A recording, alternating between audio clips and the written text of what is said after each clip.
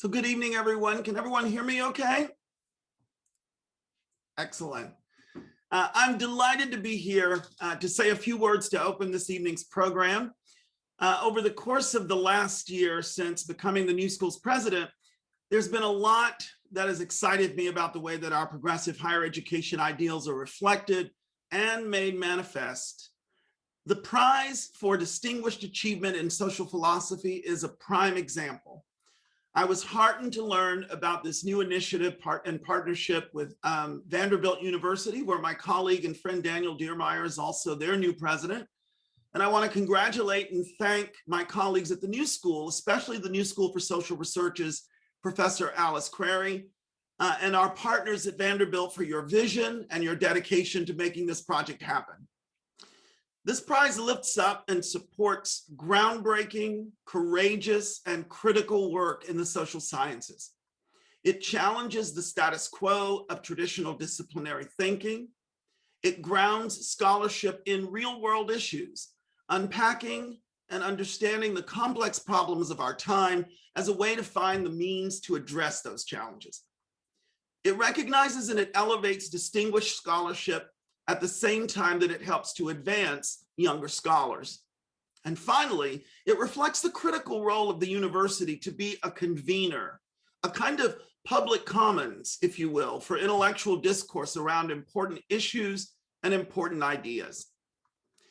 Now, without preempting the full and very formal introduction that I know Dr. Crary will provide this evening, I'd like to add a brief personal note about Dr. Gooding-Williams.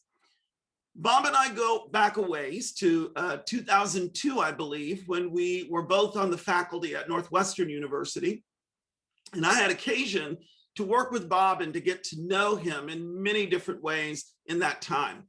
We've been colleagues, we've been scholarly collaborators, we've served on hiring committees together, tenure and promotion committees together, and co-sponsored academic programming together. We've shared meals, shared some confidences, and been intellectual interlocutors. Bob has excelled across every context in which I've ever had the opportunity to know him, but the role for which I most value him is that of friend. And I am truly delighted that we will again be able to see more of each other here in New York City once things begin opening up. The selection committee has made an extraordinary and a very wise and exciting choice. And it's my pleasure to welcome him and to hear from him this evening. I want to welcome all of you here for this incredibly exciting occasion and very much looking forward to sharing space with you this evening. Thank you. Thanks so much, Dwight. Good evening, everyone. I'm Karen Ng. I'm on the philosophy faculty at Vanderbilt, and it is my great pleasure and honor to welcome you all tonight to the inaugural lecture for the Prize for Distinguished Achievement in Social Philosophy. We heard a little bit about the prize from Dwight, but I wanted to just share a little bit of the background.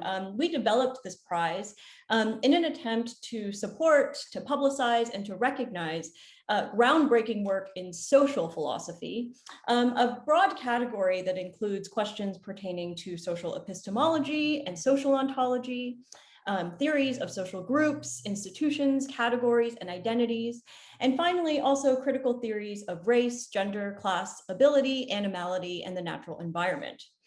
Our prize also recognizes work that is open to challenging established methodological and disciplinary boundaries, paying particular attention to philosophy that confronts the most pressing crises, struggles, and social problems of our present. I think given these broad aims, I can think of no better inaugural prize recipient than Robert Gooding-Williams, and we're all very much looking forward to his lecture tonight, along with responses from Cristina Beltrán and Linda Zerilli. Before turning things over to Alice to introduce our speaker, I want to thank both the New School for Social Research and Vanderbilt University for institutional support in making this event and prize possible. Also, on a more personal note, I also want to say a very heartfelt thanks to my fellow organizers at the New School and at Vanderbilt, who have worked very hard over the past 2 years to establish this prize. So this prize would not exist were it not for the efforts of Alice Crary, Matthew Congdon, Daniel Rodriguez Navas, Eric McPhail, and Dora Suarez. It's been such a great pleasure to work with you all to organize this event and raising my virtual glass to you all. We plan to award the prize for distinguished achievement in social philosophy every 2 years, with the next prize to be awarded in 2023. Finally, in conjunction with the prize, we also want to recognize the work and efforts of graduate students who contribute so much to our philosophical communities, whose research and teaching in the areas of social philosophy help to sustain and reproduce our academic discipline. This year, it is my great pleasure to award the NSSR Vanderbilt Graduate Student Prize in Social Philosophy to Dora Suarez and Eric McPhail. Dora is completing her PhD at the New School. In her work, she adopts the methods of critical phenomenology and feminist philosophy to explore questions of subjectivity under conditions of dispossession. Eric is completing his PhD at Vanderbilt, working on the significance of Marx and Du Bois for contemporary critical theories of racist ideology. So please join me in congratulating both Dora and Eric. So now I will now pass things over to Alice Crary, who will introduce our prize recipient, Robert Gooding Williams. Thank you, Karen. Good evening, everybody. My name is Alice Crary, and I'm on the philosophy faculty at the New School, and it's an extraordinary honor to introduce Robert Gooding Williams as the inaugural recipient of the NSSR Vanderbilt Prize for Distinguished Achievement in Social Philosophy.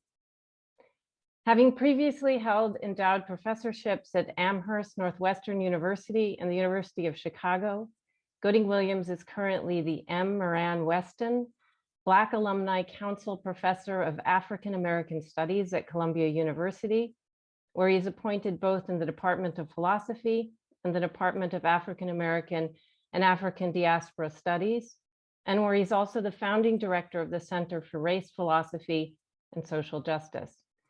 Gooding Williams' numerous notable distinctions, which include election to the American Academy of Arts and Sciences in 2018, and a Guggenheim Fellowship for 2020-2021. These numerous distinctions by themselves give only a faint impression either of the significance of his contributions to our philosophical and political culture, or of the value of his current research. Gooding Williams is one of the US's most important living social and political philosophers. The value of his oeuvre is in significant part a function of how he brings together original lines of thought in a number of ostensibly distinct disciplines. An account of the many domains of his research would have to include his persistence in arguing, in the face of substantial opposition, that questions about race represent not just a valid, but a decisive area for philosophical study, his work as a historian of American, and above all, African American political thought, who with the publication of his 2009 monograph, In the Shadow of Du Bois, established himself as one of the world's most respected scholars of W.E.B. Du Bois. His work as a specialist in 19th and 20th century European philosophy, with particular emphases on Nietzsche and questions of aesthetics. And his work as a social critic and essayist with an unswerving focus on the horrors of the persistence of white supremacy in the US, and above all, in its manifestations as anti-Black racism. Gooding Williams brings these nominally different intellectual pursuits together to striking and powerful effect. For instance, in his argument for situating Frederick Douglass and Du Bois squarely within the canon of political philosophy, and in his appeal to aesthetic logics as models for understanding the dynamics of liberating social change. The accent of Gooding Williams in The Shadow of Du Bois is Du Bois's 1903 landmark book, The Souls of Black Folk.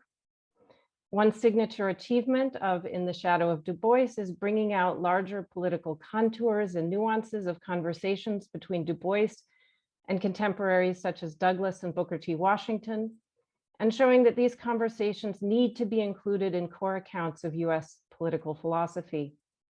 A second key accomplishment, among many others, is raising questions about Du Bois's image of a collective Black spirit in a way that productively connects Du Bois's thought to currently ongoing conversations about Black racial identity and multiculturalism.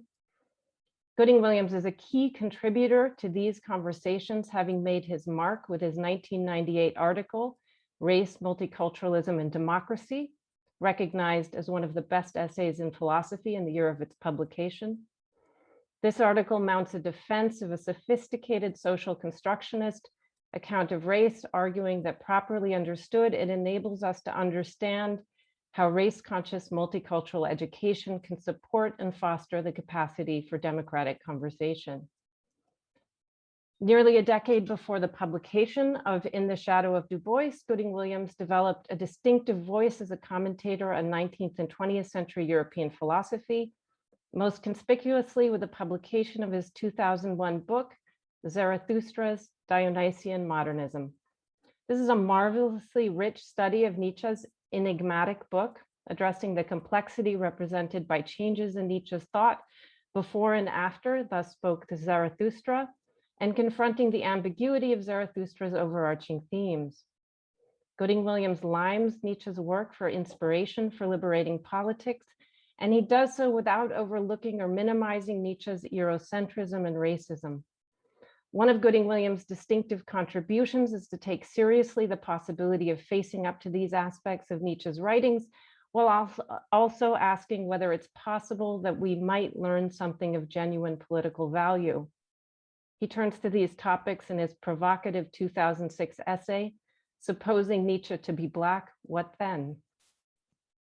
Gooding-Williams shows virtuosity as a social critic and a singular feel for issues of aesthetics in a series of insightful, at times devastatingly insightful, contributions to anti-racist cultural criticism, many of which are included in his 2006 collection, Look, a Negro, Philosophical Essays on Race, Culture, and Politics. A recurring preoccupation of his essays is challenging Pollyanna-ish narratives about a supposed decisive turn towards dignified roles for Black actors. Gooding-Williams demonstrates with meticulous attention to detail that demeaning tropes of Black people as cupids in the service of white eroticism, or as conveyors to whites of charismatic sexuality, structure the role of Black actors in relatively recent films, such as Ghost from 1990, just as in much older films such as Casablanca and Bandwagon.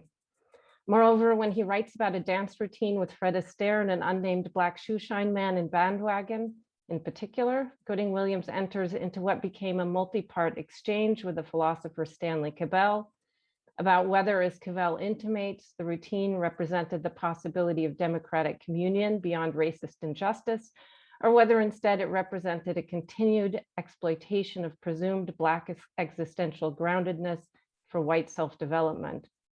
Now, it seems evident, and this is the one place I'm going to speak personally as a sincere admirer of Cavell and one of the advisors to his literary estate, it seems evident that on every substantial point, Gooding-Williams and not Cavell is in the right. A preoccupation of Gooding-Williams throughout his writings is working out how best to conceive effective ideology critique.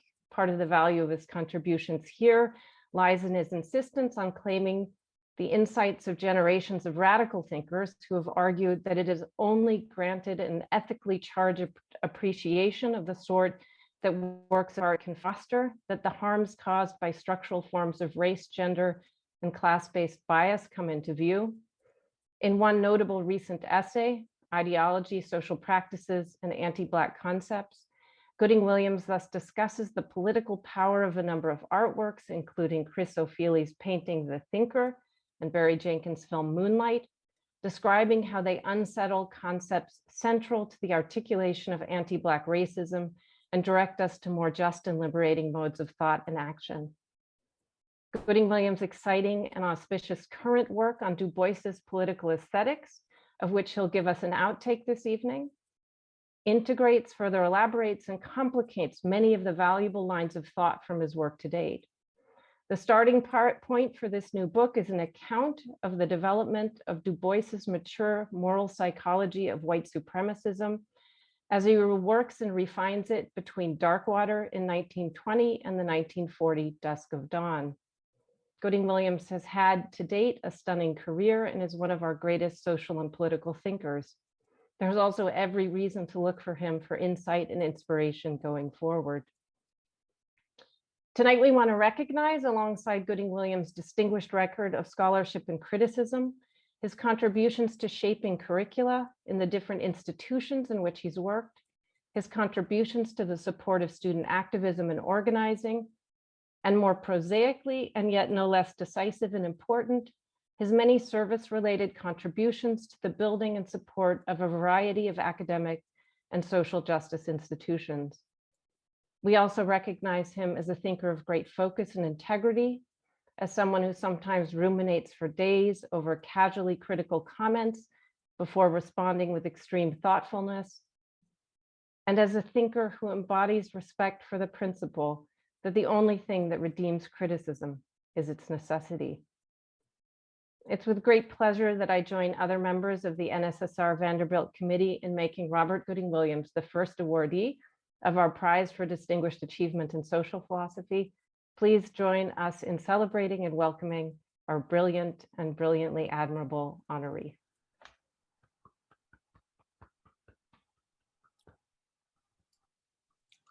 Well, first, thanks very much, Alice, for that extremely appreciative introduction.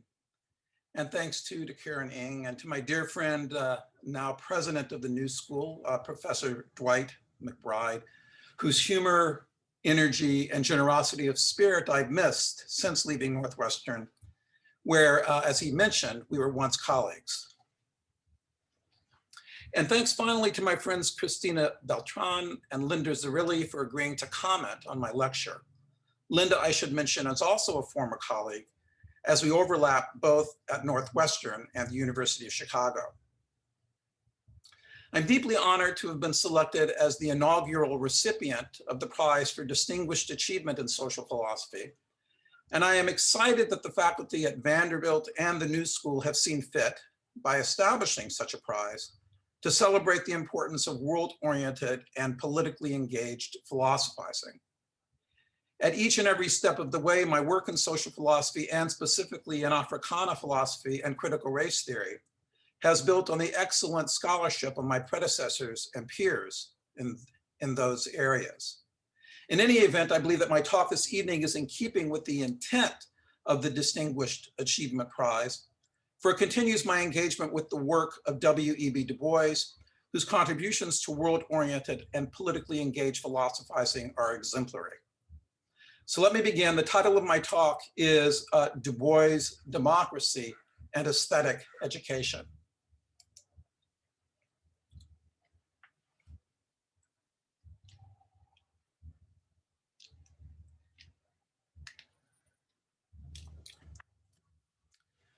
So during the decade of the First World War, African-American philosopher W.E.B. Du Bois argued that white supremacy functioned both domestically and internationally to thwart the democratic political aspirations of the Earth's darker peoples, thus rendering them vulnerable to race-based economic exploitation and anti-Black mob violence.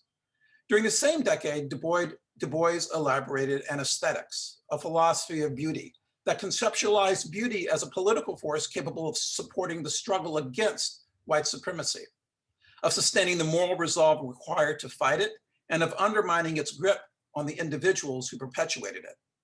Du Bois believed that white supremacy is a deeply rooted feature of American political life, that it persists despite its anti-democratic tendencies. White supremacy is a powerful cultural force that resists rational revision, he argued, because it is rooted in the entrenched habits, the moral character of the white supremacist. Beauty has a role to play in opposing white supremacy and fostering a more inclusive democracy, first because it can strengthen our determination to fight it, and second, first because it can strengthen our determination to fight it,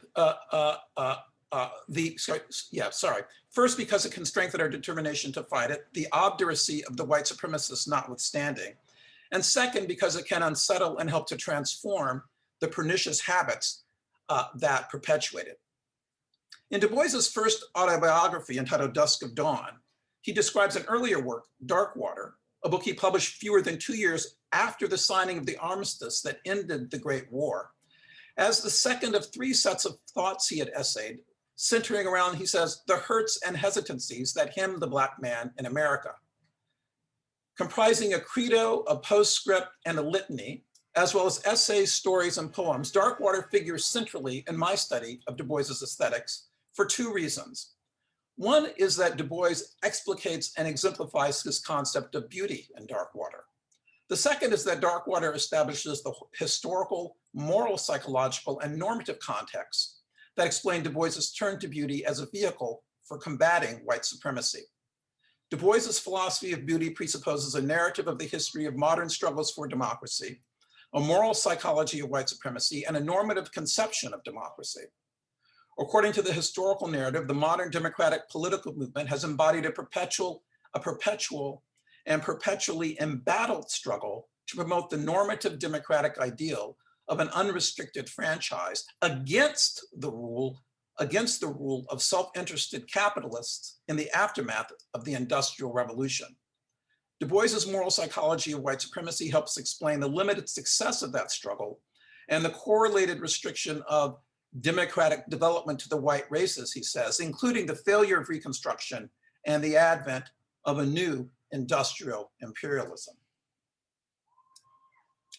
Democratic movements, Du Bois argues, are efforts to increase the beneficiaries of the ruling of men, and they are always taking place inside groups and nations. In 18th century Europe, he adds, a new modern democratic movement emerged, aiming to give universal expression to these efforts. Indeed, the philosophy of the movement said that if all ruled, they would rule for all, and thus universal good was sought through universal suffrage, quoting Du Bois there.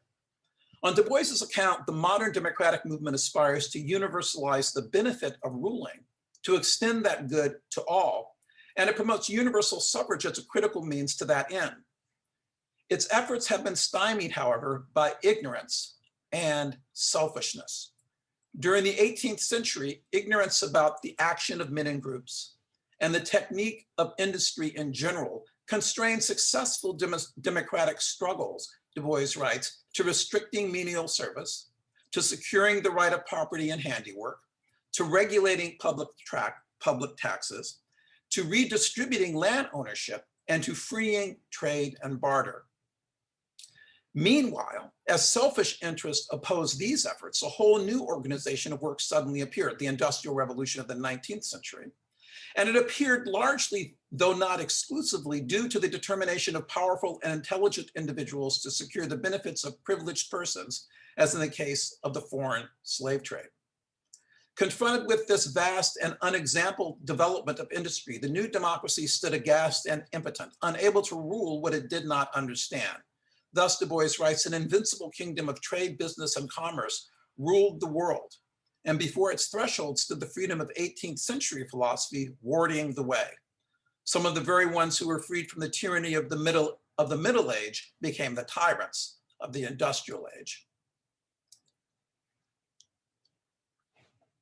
The historian Eric Hobsbawm has written, and I quote him here, has written that if the economy of the 19th century were formed mainly under the influence of the British Industrial Revolution, its politics and ideology were formed mainly by the French. Du Bois embraced a similar view I proposed, but also held that a fundamental contradiction between the tyranny of the Industrial Age and the philosophy of democracy handed down, but also held that there is a fundamental contradiction between the tyranny of the Industrial Age and the philosophy of democracy handed down from the 18th century. To be sure, he recognized that the latter can be adduced to rationalize and guard the way to the former.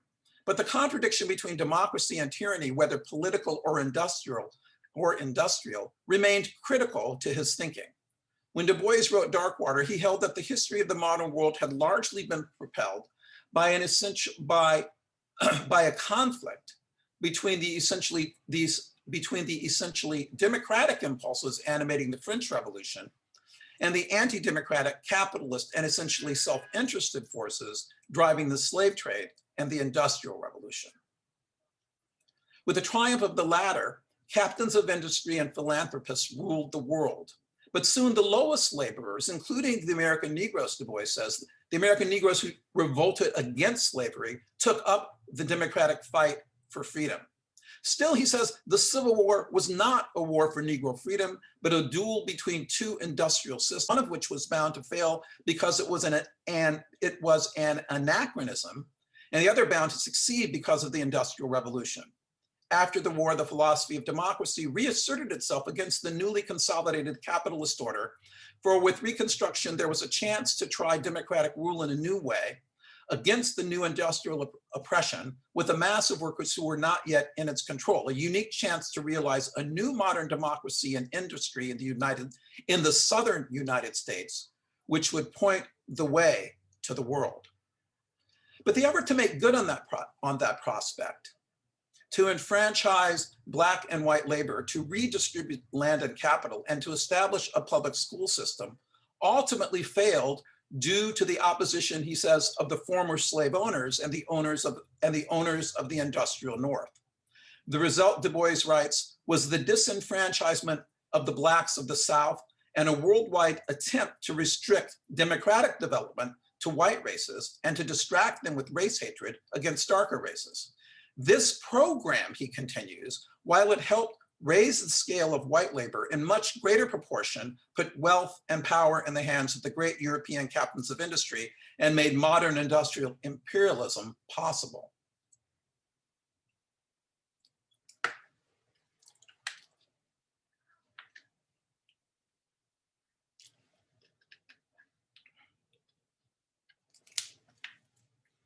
It is precisely with reference to this anti-democratic program and to white European workers' later renewed efforts democratically to control modern industrial imperialism that Du Bois, during the decade of the Great War, conceptualized the mode of rule structuring the modern world.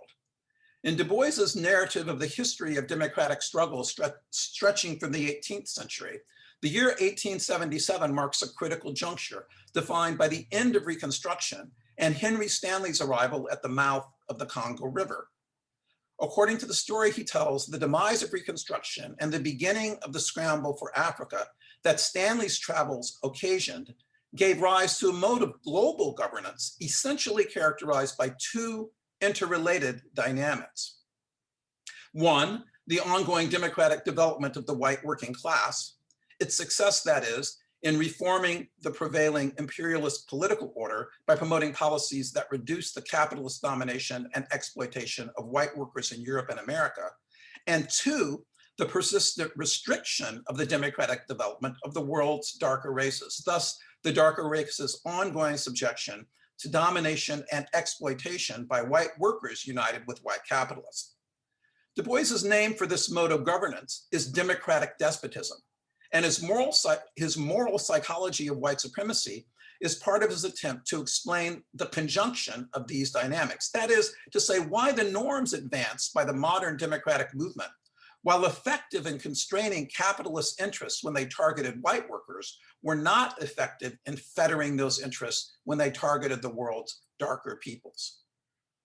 On Du Bois's account, the white supremacist moral character that informs and sustains white Christian culture blocks the democratic development of the world's darker peoples by permitting and encouraging the normatively unfettered subjection of non-white races to capitalist economic interests. Elsewhere, I examined Du Bois's arguments for this last claim, and for his related account of the interplay between racial hatred and economic exploitation in the United States. For present purposes, however, I want to emphasize that Du Bois's political aesthetics, again, his idea that beauty is a political force capable of advancing the struggle against white supremacy, belongs to a larger argument. His political aesthetics belongs to a larger argument about the role beauty can play in advancing the democratic development of the world's darker peoples. Given Du Bois's picture of the mode of rule structuring the modern world circa 1915, it follows that a politics that helped to unsettle white Christian culture would assist that development, other things being equal. By the time he wrote Darkwater, Du Bois had come to the conclusion that the habits of mind constituting the moral character of the white supremacist resist radical revision through scientific inquiry and internal critique. This conclusion, what I call Du Bois's entrenchment thesis, was a source of concern to him, for it implied that science and logical reasoning would not suffice to unsettle white Christian culture. During the era of the Great War, Du Bois responds to this concern by arguing that racial oppression and the restriction of darker people's democratic development, to the extent that they were permitted and perpetuated by the entrenched cognitive, affective, and motivational dispositions characteristic of the white supremacists, must be attacked with weapons of sudden and immediate assault. Du Bois, I argue, thought that beauty could serve as one of those weapons. Distinguishing between natural and artistic beauty, he maintained that the former, natural beauty, could help Black citizens contend with their despair and pessimism at the possibility of undermining racial oppression when it was propped up by the stubborn resistance of white Christian culture to rational appeal. Regarding the latter, artistic beauty, he believed that it could transform the white Christian, challenging and discomposing her religious self-understanding. That said, let me immediately emphasize that Du Bois's political defense of beauty is not simply a defense of its efficacy as a weapon. In addition, it is a defense of beauty's pedagogical power, of its contribution to the cultivation of democratic citizenship. Du Bois's account of the political power of aesthetic education, whether directed toward the pessimism of the oppressed or the recalcitrant to reason commitments of the oppressor, depends on his normative notion of democracy, no less than on his conception of beauty.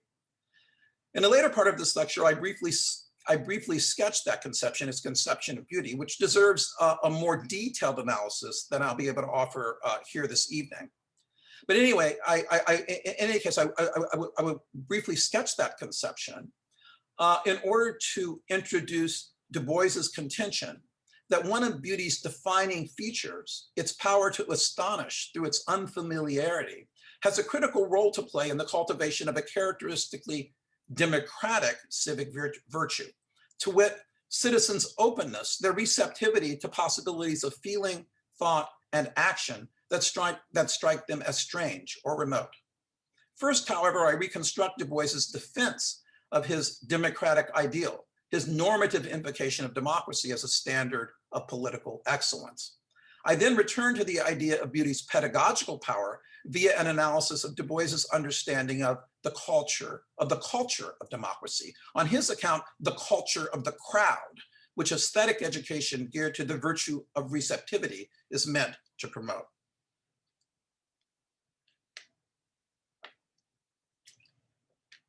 So the next section of the paper is entitled Du Bois's Democratic Ideal.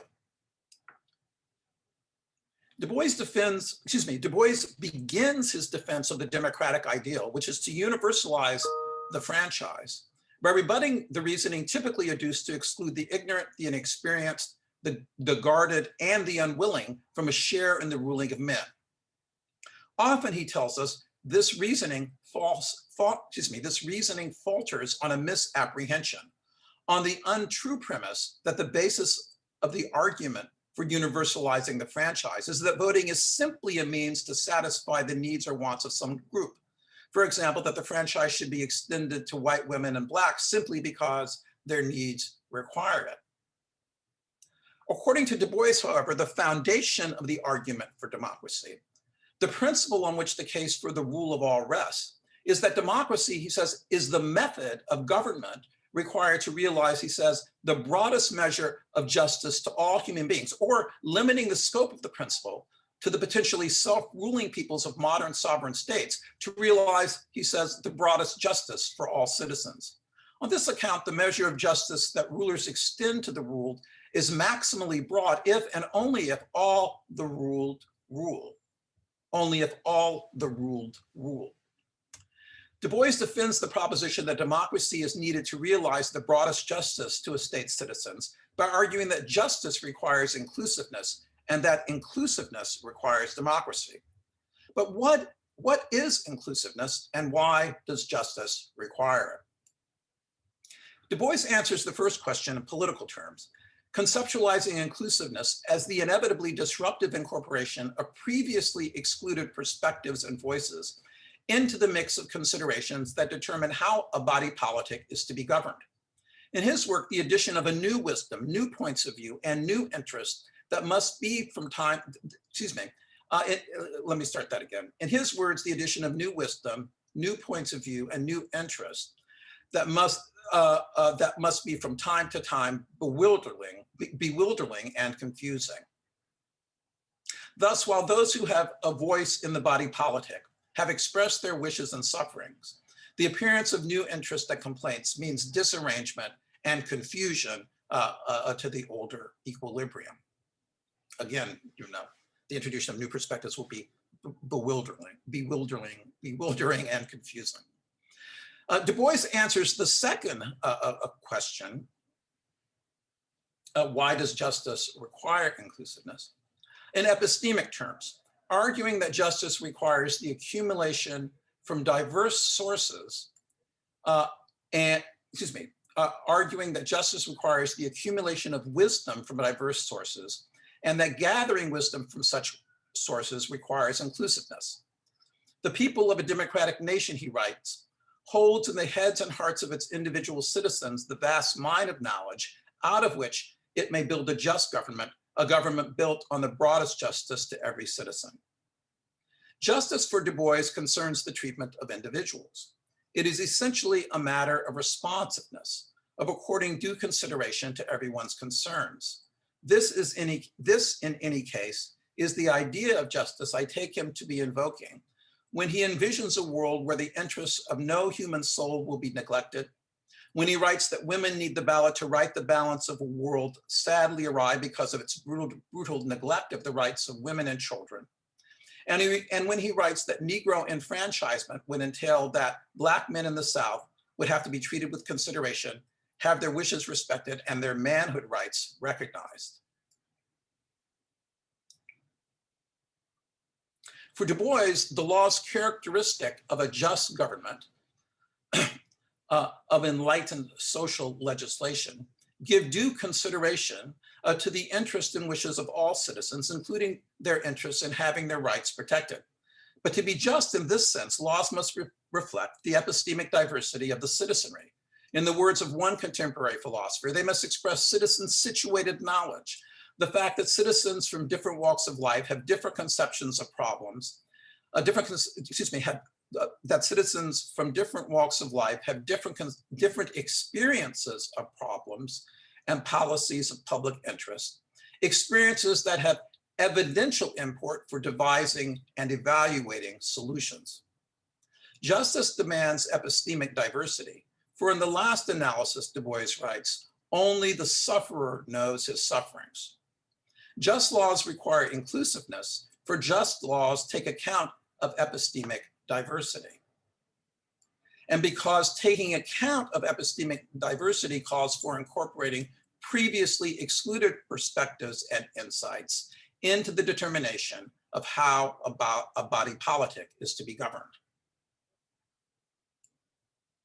The reasoning supporting the last step of Du Bois's argument that inclusiveness requires democracy, the universalization of the franchise, is perhaps all too obvious, namely that inclusiveness requires the universalization of the franchise, for without extending suffrage to groups previously excluded, their members' distinctive perspectives and insights will not figure in the determination of the laws.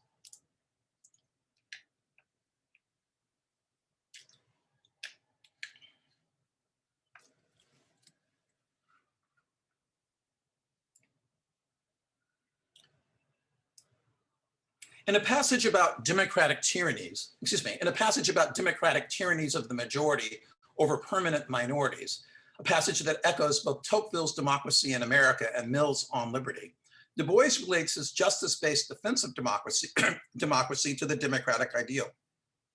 And now I quote Du Bois, But suppose that the outvoted minority is necessarily always a minority. Women, for instance, can seldom expect to be a majority. Artists must always be the few. Ability is always rare, and Black folk in this land are but a tenth. Yet to tyrannize over such minorities, to browbeat and insult them, to call that government a democracy which makes majority votes an excuse for crushing ideas and individuality and self-development, is manifestly a peculiarly dangerous perversion of the real democratic ideal. It is right here in its method and not in its object that democracy in America and elsewhere has so often failed. We have attempted to enthrone any chance majority and make it rule by divine right. While democracy is a necessary condition of justice, a requirement to realize the broadest justice to a state's citizens, it is not a sufficient condition. Were all Blacks enfranchised, Du Bois argues, their exercise of the franchise would not guarantee that the white majority would not deprive them of a voice in their government and their right to self-development. In denying a voice to enfranchised Blacks, an omnipotent white majority would be subjecting them to a tyranny that excluded their perspectives from the determination of the laws by which the American body politic was to be governed. That is, it would be subjecting Black citizens to the unjust laws of an unjust government, thereby perverting the universalization of the franchise, the real democratic ideal. Put differently, if the franchise has been universalized, but permanent majorities have turned a deaf ear to the perspectives and voices of permanent minorities, where then in fact not all the ruled rule, then the real democratic ideal has been rendered impotent. That is, it has been kept from realizing its proper end, which is maximally to broaden the measure of justice. Justice matters to Du Bois in part because its incorporation of previously excluded perspectives and voices shapes the polity to accommodate the individuality and self-development of those whose perspectives and voices the method of democracy incorporates. The method fails when tyrannies of the majority ignore those perspectives and voices, thus crushing rather than accommodating the individuality and self-development of the members of permanent minorities. I close this section by noting that Du Bois models his method of philosophical inquiry on the method of democracy. In the postscript, and I do mean the postscript, that he appends to the beginning of Dark Water, Du Bois represents his book as an extended discussion of the universal themes that animate, he says, the human drama, the human condition. For example, work and service, rule and reason, women and children, and of course, beauty, death, and war. To receive Euro-American thought about those themes, he aims, he says, to add a point of view, as if from a veiled corner. Adding a point of view, he continues, is tantamount to striking here and there a half tone, newer, even slighter up from the heart of my problem and problems of my people. Du Bois' philosophical method, he suggests, is incrementally to improvise on the characterization of universal themes by considering them in the perspective of lives lived within a dark corner. That is, by advancing a view of those themes that reflects the concrete experiences of Black people. Phrased as a slogan, his method is historically and self-consciously situated hermeneutical improvisation. Historically and self-consciously situated hermeneutical improvisation.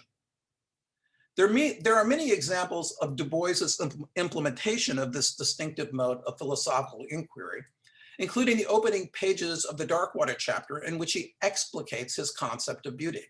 For now, however, I want simply to stress that Du Bois's philosophical method, patterned as it is on the method of democracy, is his considered attempt not now to incorporate a previously excluded perspective and range of voices into the determination of the laws to govern a policy, but to incorporate them into the determination of the shape of a larger and largely white conversation that governs Euro-America's understanding of the human drama, an understanding that has been historically compromised and distorted time and again by a chafing deafness to, a vast ignorance of what his book's subtitle calls voices from within the veil.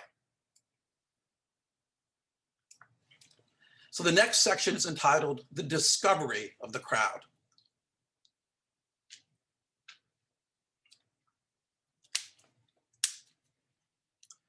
In the concluding chapter of Democracy in America, Volume 1, Tocqueville excuses his book's want of attention to Negroes and Indians by arguing, those are Negroes and Indians in quotes, by arguing that these topics are like tangents to my subject being an American but not democratic, and my main business has been to describe democracy.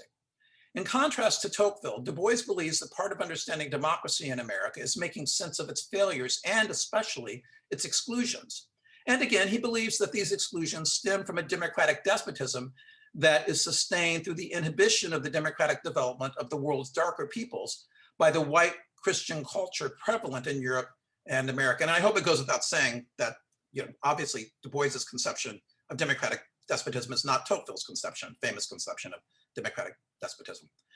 To combat that culture, Du Bois plumps for the promotion of a democratic culture animated in part by the pedagogical power of beauty.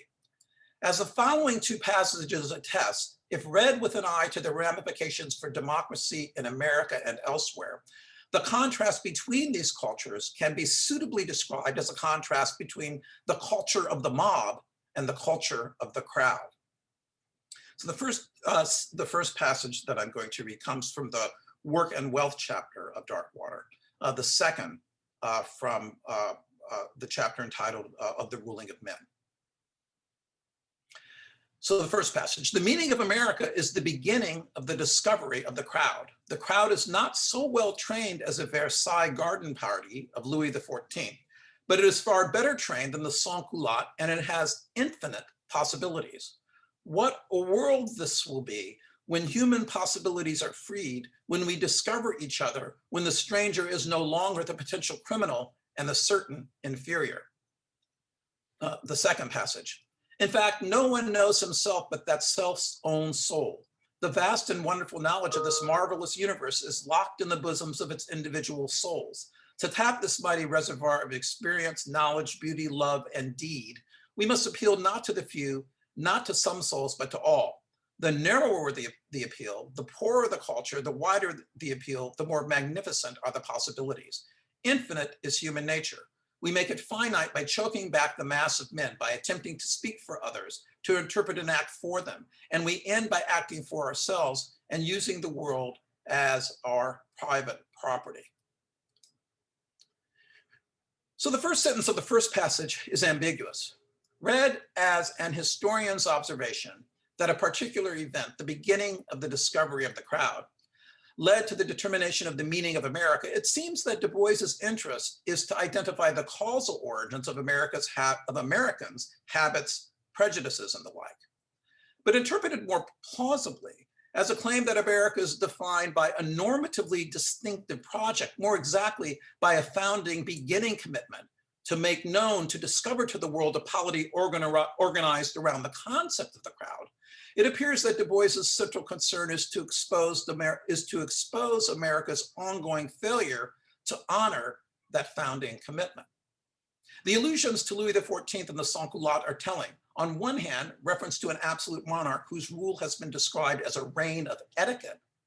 On the other, reference to a social movement whose name signifies its repudiation of the costume and ceremonial manners of the Ancien Regime. In the regimented world of the Versailles garden party, strict observance of the detailed codes governing the actions of the king's courtiers entailed the regularity of routine, allowing no prospect for the play of the unfamiliar. If, however, there is no adherence to routine and little training to enforce it, as in the case of Du Bois's sans-culotte, the background of familiar practices presupposed by the appearance of unfamiliar alternatives to routine is missing. For Du Bois, the welcome advent of the unfamiliar, of possibilities represented by the stranger, is characteristic of the crowd, which is neither so chaotic, so unruly that deviation from established rules is not in principle possible, nor so rigid, so rule-bound as to frown on every deviation. Neither formlessly anarchic, nor demanding inflexible adherence to well-defined codes of behavior, the culture of the crowd is dynamically responsive to strange voices and to the unfamiliar, unanticipated possibilities they express. If America has failed to honor its founding commitment, it is because its citizens have yet to discover each other and so to free those possibilities. Crowd, stranger, criminal. In conjoining these terms to explain the meaning of America, Du Bois may mean to echo Edgar Allan Poe's short story, The Man of the Crowd, but the particulars of his argument I read as improvising on Georg Simmel's essay, The Stranger. In Poe's story, a convalescent in the manner of a detective shadows a stranger through a London crowd, drawn to him because he cannot find the correct category to classify him, and ultimately judging him to be a criminal, a genius of deep crime, Poe writes, because he refuses to be alone, or arguably, says one critic, because he refuses legibility. But Du Bois's paradigmatic stranger, the American Negro, refuses nothing. Rather, the Negro is judged to be a latent criminal and an indubitable inferior because, in Simmel's terms, white Christian culture is a culture of the mob that regards the stranger not as a member of the group, but as akin to a barbarian.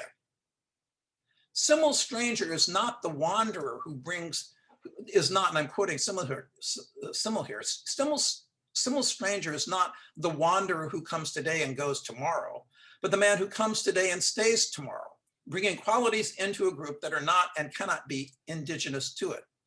In contrast to the peoples the Greeks dubbed barbarians, peoples who were not Greek, not members of the group, a group's relation to the stranger is a relation to members who are close by yet remote, for they are not bound by roots to the partisan dispositions of the group. Building on but extending Simmel's conceptual framework, Du Bois distinguishes two kinds of group: the crowd, marked by a receptivity to the unfamiliar possibilities and dispositions that the group's strangers represent, and the mob, marked by a tendency to constrain an otherwise infinite human nature by choking back and usurping the voices that would express those possibilities. As he puts the point in his portrait of the life of Samuel Coleridge Taylor, Samuel Coleridge Taylor, the composer, and now I'm quoting Du Bois, we know in America how to discourage, choke, and murder ability when it so far forgets itself so as to choose a dark skin.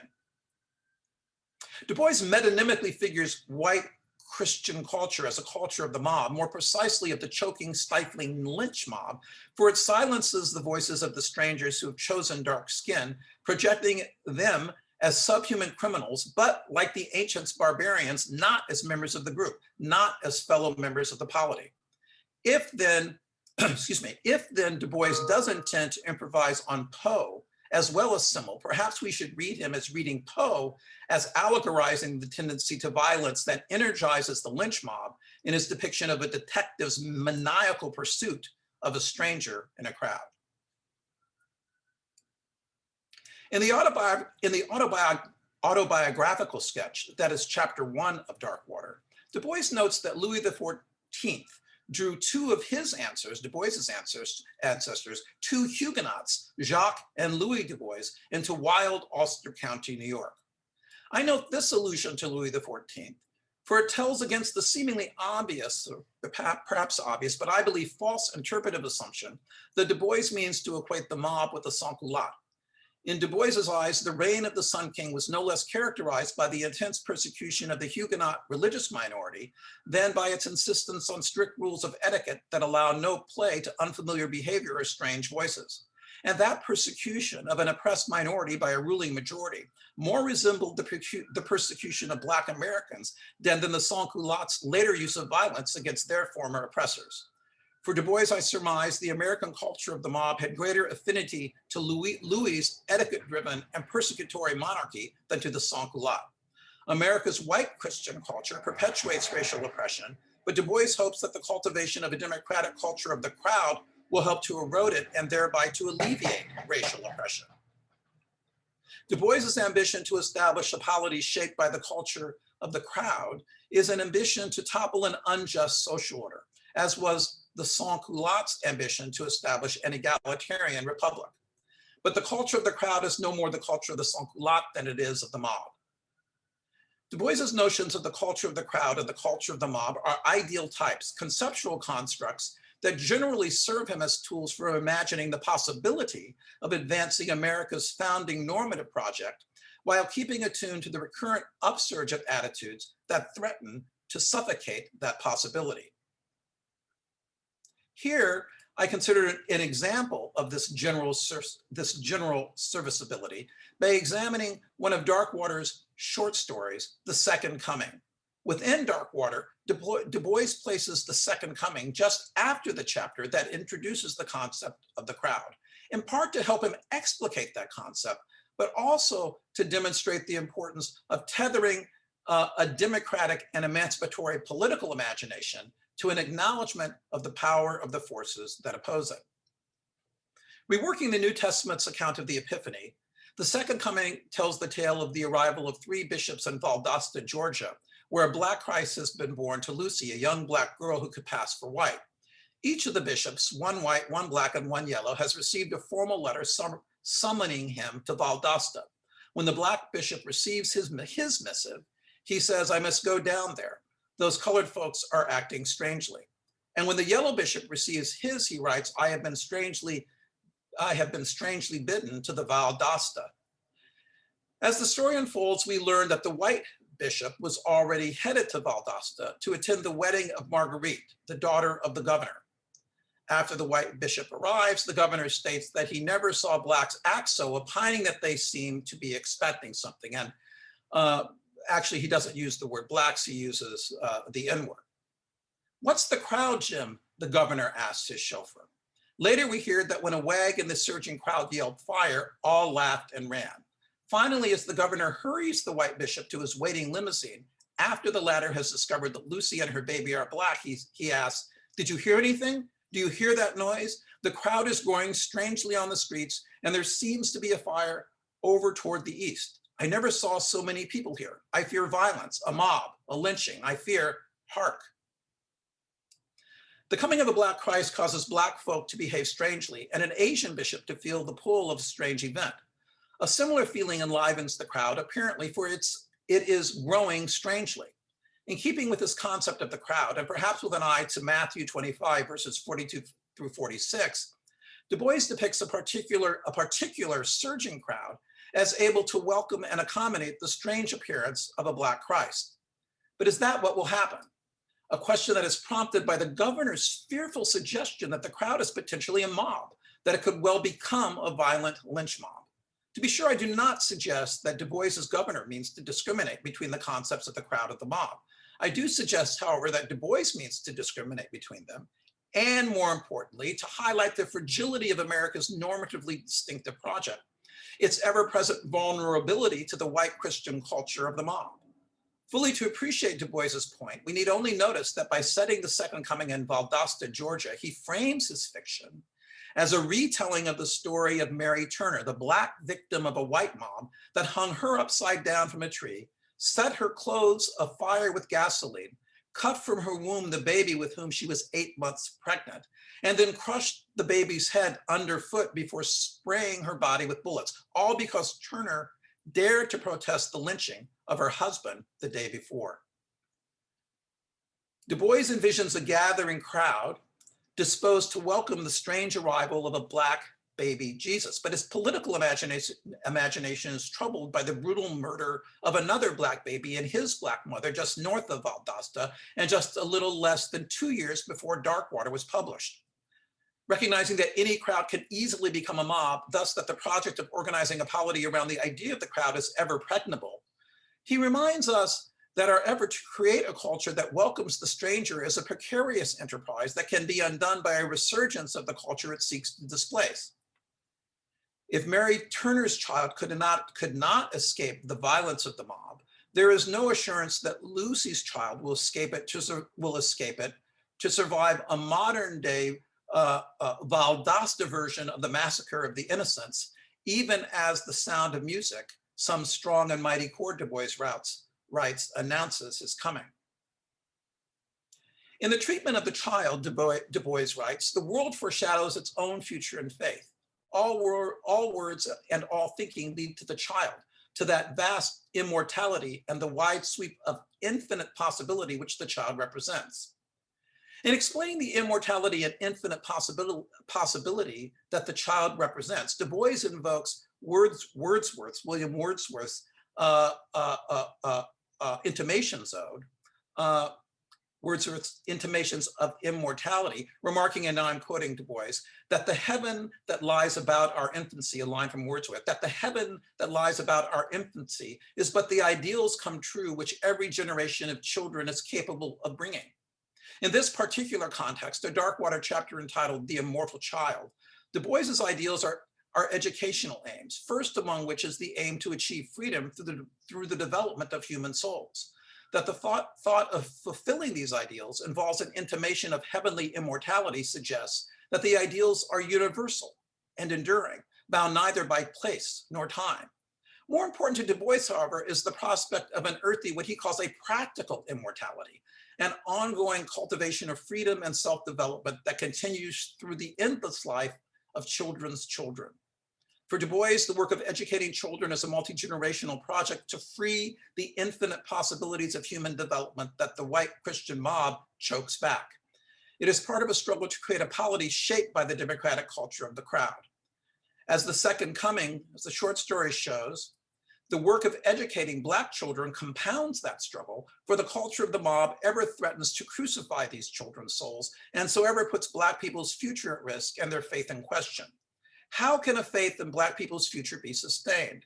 How can it be protected from creeping feelings of despair and pessimism at the prospect of a practical immortality of Black souls? Beginning with the litany of Atlanta and its anguish over God's silence, and continuing through the Princess of the Hither Isles with its suicidal ending, and the Second Coming with its anxious, ambiguous ending, Darkwater tacitly but repeatedly poses these questions, but only addresses them explicitly in Of Beauty and Death. Here, Du Bois philosophically affirms that establishing a polity shaped by the culture of the crowd requires not only a radical transformation of the souls of the members of the crowd, the souls of white folk, but resistance to despair and pessimism at the possibility of establishing such a polity.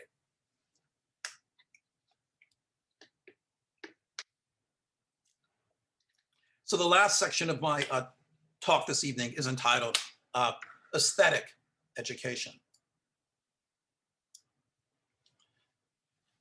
In contextualizing Du Bois's arguments for aesthetic education, the most pertinent, perhaps obvious point of comparison is Friedrich Schiller's influential Letters on the Aesthetic Education of Man, a text that Schiller published in 1795.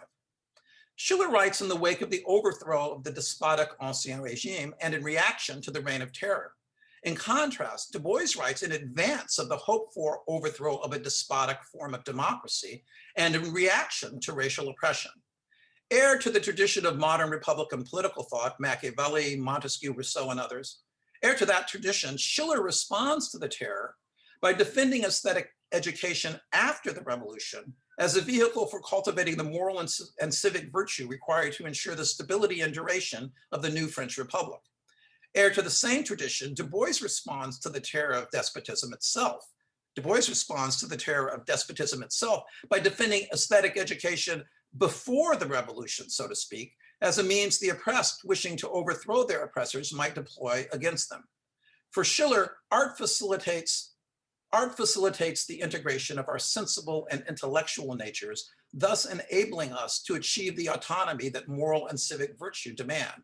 In the words of one commentator, it frees us from subservience to our immediate needs and stimulates us to exercise our fledgling powers of thinking and deciding. In the perspective of Schiller's letters, the intricate power of aesthetic experience helps secure political stability. On this point, however, Du Bois inverts Schiller, arguing for forms of aesthetic education that, by disintegrating the self-understanding of the Christian white supremacists and highlighting the possibility of subverting racial oppression, threaten political stability. The key to Du Bois's defense of aesthetic education is this concept of beauty. For the purposes of the present lecture, I restrict myself to encapsulating the content of the concept, leaving a more detailed analysis for another time. In Du Bois's view, an event, a natural occurrence, a work of art, a religious vision, or a life counts as beautiful just in case it comes to a fitting end, like the end of a good story, for example. an end that casts the event itself in an unfamiliar, astonishing light, in a strange light. Du Bois also implies that the completion of an event, its coming to a suitable end, is necessary for the event's unfamiliarity to come into view. Due to their astonishing unfamiliarity, Du Bois argues, artistic and natural beauties can enhance citizens' receptivity to unfamiliar possibilities of thought, feeling, and action, and in this way promote the culture of the crowd. For Du Bois, receptivity to unfamiliar possibilities is a form of alertness to those possibilities that involves a desire to hold oneself accountable to them, to answer to them. Where the democratic culture of the crowd tends to prevail, citizens embody the virtue of receptivity, which is why the culture of the crowd is dynamically responsive to strange voices and the unfamiliar possibilities they express. Or more exactly, why it is dynamically responsible to unfamiliar possible considerations that stem from strangers, what Du Bois calls from strangers' reservoir of experience, to considerations that can and ought to be brought to bear in determining how the polity is governed. Receptivity requires that citizens desire to respond to strangers' experience-based atypical insights, which is to require that citizens desire to answer to those insights by considering them as potentially bearing on their deliberations about how the polity should be governed. Where the anti-democratic white Christian culture of the mob tends to prevail, white citizens lack the receptivity characteristic of the crowd, which is why that culture chokes back strange voices and remains oblivious to possibilities that should have been brought to bear in determining how the polity is governed. Where that culture tends to prevail, moreover, it can erode resistant Black citizens' capacity for receptivity, not now to the unfamiliar possibilities to which that culture is itself oblivious, but to the increasingly remote and to that extent unfamiliar possibility of acting to subvert racial oppression. When white Christian habits of mind have become so thoroughly entrenched that they seem to preclude the possibility of subverting racial oppression, resistant Black citizens may cease to see that possibility as existing for them, relinquish their desire to answer to it, and hopelessly quit their efforts at subversion. For these reasons, then, Du Bois believes that aesthetic education meant to combat white supremacist mob culture and to promote the culture of the crowd must proceed along at least two tracks, each of which is premised on the assumption that receptivity to possibilities is, to borrow a phrase from a contemporary political theorist, disclosure dependent. To desire to answer to a range of unfamiliar possible considerations that bear on her understanding of what the broadest justice requires, the Christian white supremacist must come to view those considerations as belonging to, in Martha Nussbaum's felicitous phrasing, her circle of concern, that is, as deriving from voices and lives that morally matter to her. Similarly, to desire to answer to the remote possibility of subverting racial oppression, when the penetrating grip of racial oppression on Black lives and the future of Black children's children seems to preclude the possibility of subversion, the despairing and pessimistic opponents of racial oppression must come anew to view that possibility as a prospect, the possibility of subversion, as a prospect that exists for them, as a possibility that, because it has not been removed from their social world, they could enact.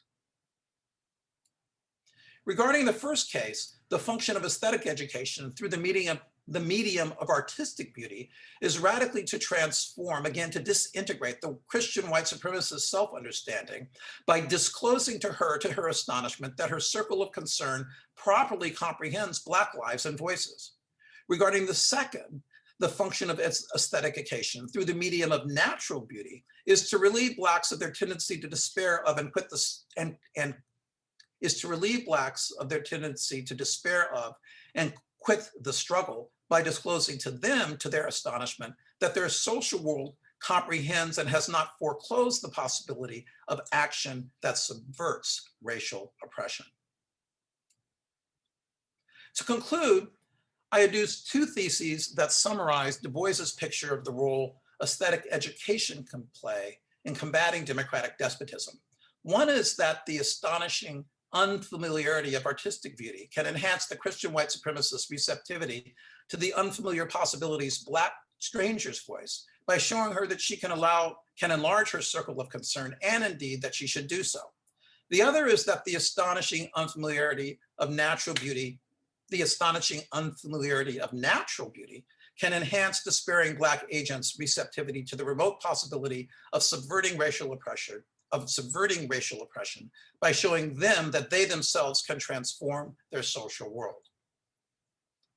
The ideas that link these two theses, and that run throughout Du Bois's defense of aesthetic education are first, that human agency enjoys the destabilizing power to renovate our moral and institutional lives, a power that Roberto Unger, echoing John Keats, calls negative capabilities. And second, that beauty is a pedagogical force that can activate that power.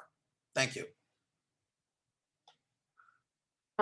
So thank you very much, Professor Gooding-Williams. And as we thank Professor Gooding-Williams for his wonderful intervention, and as we proceed to welcome our invited commentators, allow me to introduce Professor Cristina Beltrán. Dr. Beltran currently serves as Associate Professor and Director of Graduate Studies in the Department of Social and Cultural Analysis at New York University. Dr. Beltran's research interests lie at the intersection of contemporary political theory, democratic theory, Latinx studies, Latinx politics in the US, feminist theory, American political thought, race and ethnicity, gender and sexuality. Her work has appeared in Political Theory, the Du Bois Review, Axtlan, a Journal of Chicano Studies, Political Research Quarterly, and in various edited volumes. Currently, she serves as co-editor of Theory and Event, a peer-reviewed journal that publishes work by scholars working at the intersection of political theory, cultural theory, political economy, aesthetics, philosophy, and the arts. She is the author of The Problem with Unity, Latino Politics and the Creation of Identity, published in 2010 by Oxford University Press.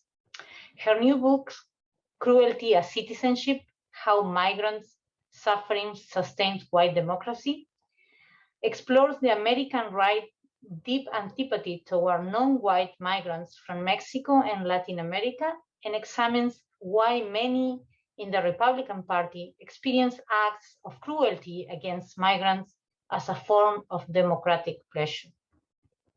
Notably, Dr. Beltran's work has been regarded as pioneering in its capacity to systematically dismantle outmoded political discourses while inviting a turn toward emergent, negotiated, and more complex articulations of political solidarity and the crafting of identity. Her research has been prized for stimulating conversation across disciplinary boundaries and offering insightful contributions concerning the promises and dangers of identity politics as a means for political action and social transformation. So please join me in welcoming Dr. Cristina Beltrán. Thank you so much. Can everybody hear me? Is it working? Okay, good.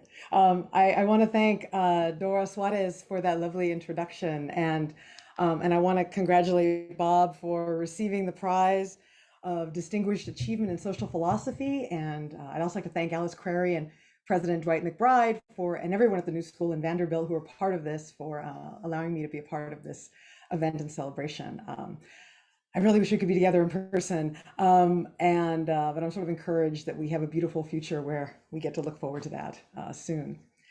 I first met Professor Gooding-Williams around 2010 when I was a member of a book panel discussing two groundbreaking works on Du Bois, Laurie Balfour's Democracy's Reconstruction, Thinking Politically with W.E.B. Du Bois, and Gooding-Williams's In the Shadow of Du Bois, Afro-Modern Political Thought in America. But like many of us, even before that panel, I was familiar with Gooding-Williams's earlier work on Nietzsche, his work on Cavell. I'd read his 2006 book of essays, Look, a Negro, Philosophical Essays on Race, Culture, and Politics. And in all of Bob's work, you see a practice that is just, I think, so inspiring and important. And I think that's because in his engagements with political theory, social and political philosophy, African-American political thought, critical race theory, and aesthetic theory, Gooding-Williams engages in the type of deep, serious, cross-cutting scholarship that I think just so many of us aspire to, particularly those of us working at the intersections of political theory, anti-racist critical theory, as well as feminist and queer theory. So I'm always excited to have an opportunity to engage with the work of Robert Gooding-Williams. So in this project, our comments are supposed to be brief, so I will keep them brief. Roughly 10 minutes, so I'll do my best. In this project, Gooding-Williams is turning to Du Bois's political aesthetics to think about beauty and aesthetic education as a political force capable of advancing the struggle against white supremacy, and that this claim belongs to a larger argument Du Bois is making about the role beauty can play in advancing the democratic aspirations of the world's darker people. And here, I think Gooding-Williams is highlighting a key aspect of Du Bois, his recognition that, as he puts it, as Gooding-Williams puts it, the habits of mind constituting the moral character of the white supremacist resist rational revision through scientific inquiry and internal critique, that science and logical reasoning would not suffice to unsettle white Christian culture, unquote.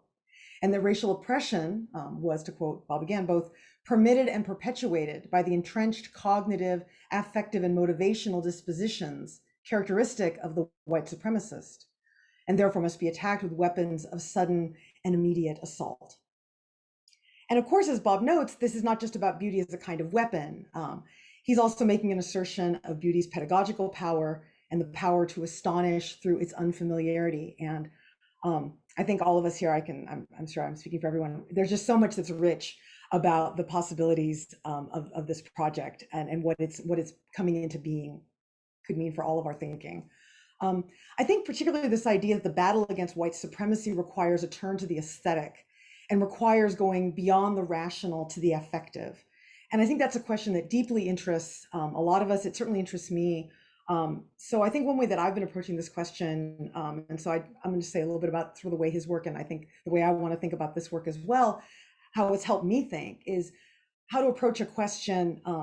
The way I've been framing it in some work I've been doing recently is, what would an aesthetics of justice look like, right? How might a more capacious language of beauty allow us to counter what I would characterize as an often overdetermined aesthetics of justice and injustice? And in part, I think this relates to a long, what I'm trying to edge up to here is in some ways related to the longstanding debates regarding beauty and fascism. And I'd be so curious to hear Bob's thoughts about that often linked connection, right? So when I've taught courses in aesthetics and we watch Triumph of the Will and we talk about these standing debates, but that debate is sort of, for me anyway, less of what I'm currently sort of concerned with. And what I'm interested in is, like I said, the sort of overdetermined aesthetics of justice and injustice, and what role that beauty and pleasure might play in sort of undoing that overdetermined account. So let me say what I mean. To my mind, in our popular cultural imaginary, the aesthetics of injustice are often characterized by beauty, pleasure, and lavish abundance for some, while the aesthetics of justice are often characterized by austerity, absence, equality, and denial. I think art, literature, television, film, we see lots of examples. When I teach undergraduates, and I'm discussing these questions of aesthetics, I often use the Hunger Games, which is now becoming a dated example, but it wasn't a while back, but using the Hunger Games novels and films in which the capital of Panem is characterized by luxury, beauty, cruelty, excess, right? You can think of the Southern Plantation, right? Gone with the Wind. While on the other hand, in the Hunger Games, the resistance headquarters, District 13, is uniform, monochromatic, equitable, brutalist, and austere. And this popular example, I think, actually does signify a real political problem, that too often when we talk about a more just world, we sometimes end up speaking in terms of absence. It's a world without guns, a world without war, a world without obscene disparities of wealth, a world without racism and homophobia. But that also means sometimes it also includes things like environmental justice means becoming less consumer oriented. We need to do more recycling. We need fewer cars, smaller cars, shorter showers, less paper, less stuff, right? A healthier population means less red meat, no cigarettes, fewer giant sodas.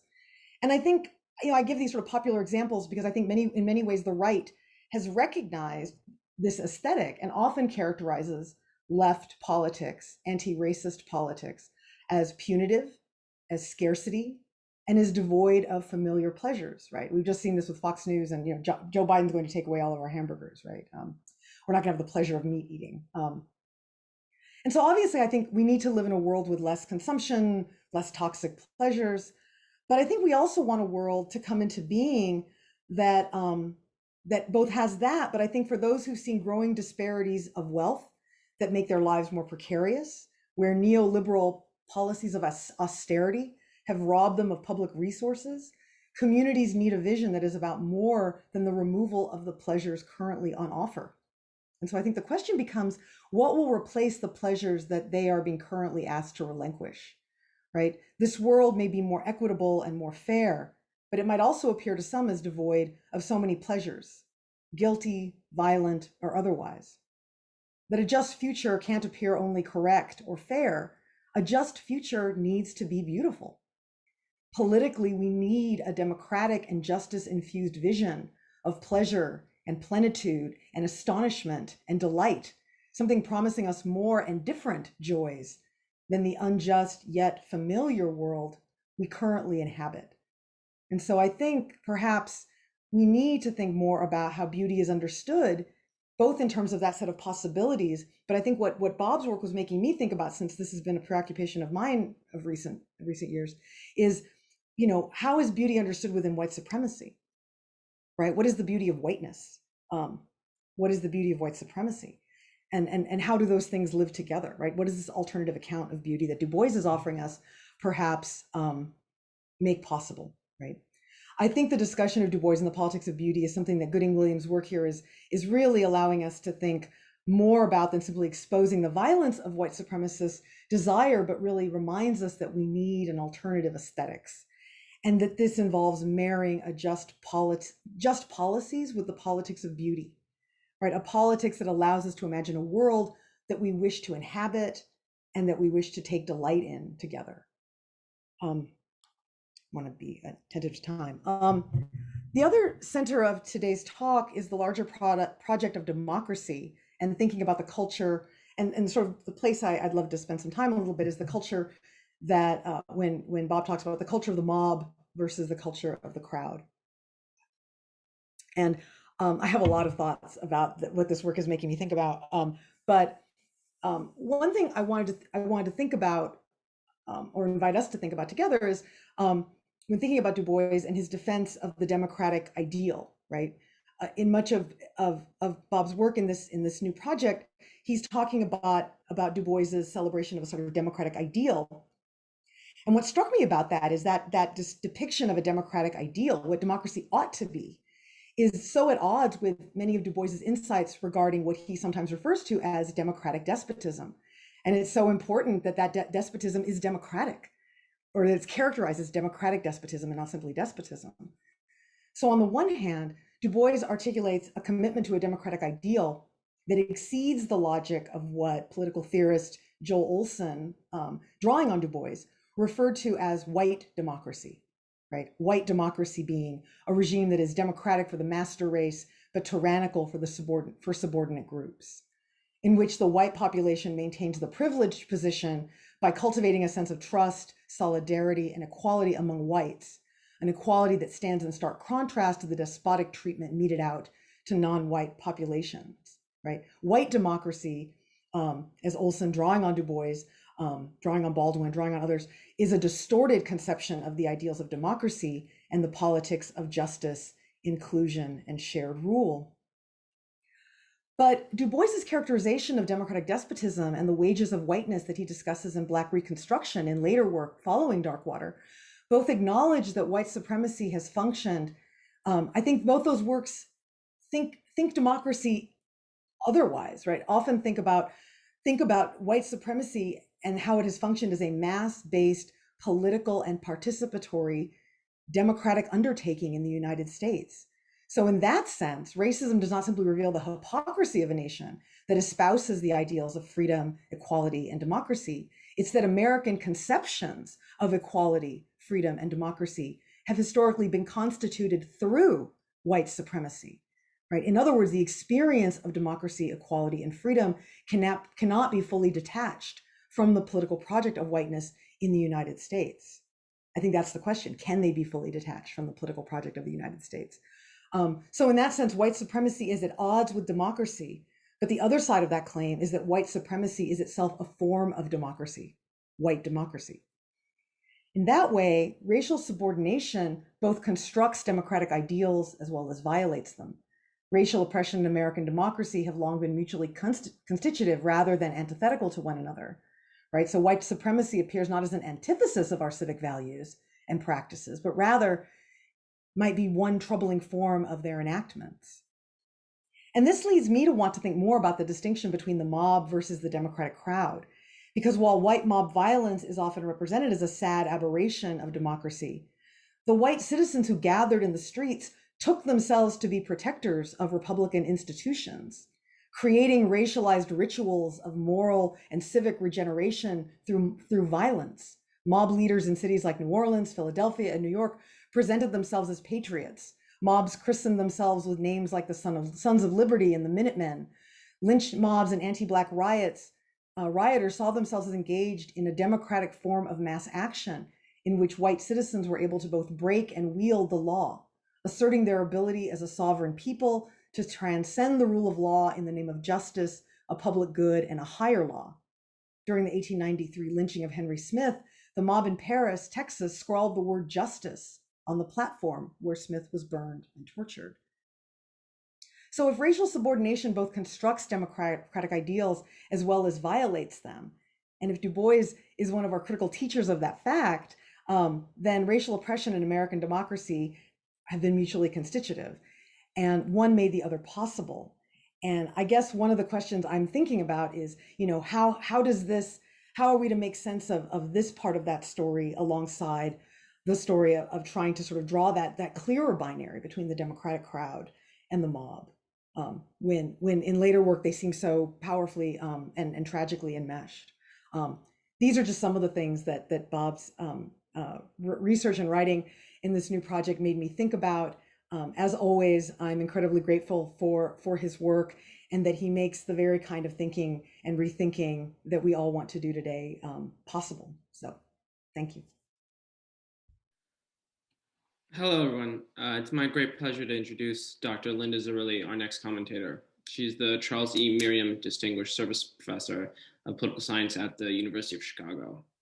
Dr. Zerilli's work encompasses an impressive array of topics that cut across established methodological and disciplinary boundaries. Her work in feminist thought, the politics of language, aesthetics, democratic theory, and continental philosophy also demonstrates a persistent engagement with those issues that lie at the forefront of our social and political lives as members of democratic societies. In addition to numerous influential articles and book chapters, Dr. Zerilli is the author of 3 important books: Signifying Women, Feminism in the Abyss of Freedom, and most recently, A Democratic Theory of Judgment. This most recent book on the problem of judgment in the context of pluralistic liberal democracies only solidifies her reputation as a foremost expert in the thought of Hannah Arendt. Additionally, it demonstrates her ability to innovatively combine insights from sources as diverse as 18th century aesthetic philosophy, 20th century continental political philosophy, and ordinary language philosophy to provide a trenchant critique of the way major democratic theorists and feminists have approached the problem of adjudicating between incommensurable value differences in the absence of a transcendental concept of the good. Dr. Zerilli's list of extensive professional accomplishments include being the faculty director of the University of Chicago's Center for the Study of Gender and Sexuality from 2010 to 2016, a Fulbright Fellow, a 2-time member of the Institute for Advanced Study, and a Stanford Humanities Center Fellow. Dr. Zerilli's commitment to mentoring the next generation of social theorists is exemplified by her 2016 University Faculty Award for Excellence in Graduate Teaching and Mentoring. Her professional contributions include serving on the Executive Committee of Political Theory and the advisory boards of the American Political Science Review, Philosophy and Rhetoric, Constellations, and Culture, Theory, and Critique. Please join me now in welcoming Dr. Linda Zerilli. Thank you, Eric, for that lovely introduction. I really appreciate it. And I guess I want to say ditto to what Christina said at the beginning of her talk, so I can just sort of get into this. But really, thanks to the organizers for inviting me to comment on Bob's talk, and also just many thanks to Bob Gooding-Williams for the work that he has done, which has been incredibly inspiring to me in so many ways and continues to be very inspiring. So I'll just get into this. Okay, so what would it mean to think about aesthetics as a, quote, political force capable of supporting the struggle against white supremacy, of sustaining the moral resolve required to fight it, and of undermining the grip on the individuals who perpetuate it? This is the question that motivated today's lecture by Bob Gooding-Williams. It's a question that allows Gooding-Williams to return to Du Bois, to rethink once again his central contribution to modern democratic theory and the entrenched assumptions of white supremacy on which it rests. More specifically, the renewed engagement with Du Bois allows Gooding-Williams to raise important questions about the place of aesthetics in racial power and its political undoing. And I am not a Du Bois scholar, so I'm going to comment on that aspect of his argument about aesthetics and politics. Now, on the face of it, the claim that aesthetics, a philosophy of beauty, could so much as be a political force that is up to the challenge of the world historical struggle against white supremacy is far from obvious. Indeed, as Bob well knows, some people would find that claim suspect, if not preposterous, white supremacy being the historically entrenched system of socioeconomic and political power that it is. This system, they'd say, is indifferent to beauty as a weapon. Indeed, the very idea that something like beauty could be a weapon indicates a deep misunderstanding in how white power operates and the material and status interests that it defends. And even if one were to expand, as Bob does, the notion of beauty as a weapon to include beauty as a tool of pedagogy in a broader cultivation of democratic sensibilities, one can still imagine a similar response of incredulity. But how does white supremacy operate in the view of Bob's Du Bois? How does it operate in a way that makes the aesthetic response politically plausible? Here, Bob introduces Du Bois' so-called entrenchment thesis, the idea that the habits of mind which characterize the moral character of the white supremacist resist rational revision through scientific inquiry and internal critique.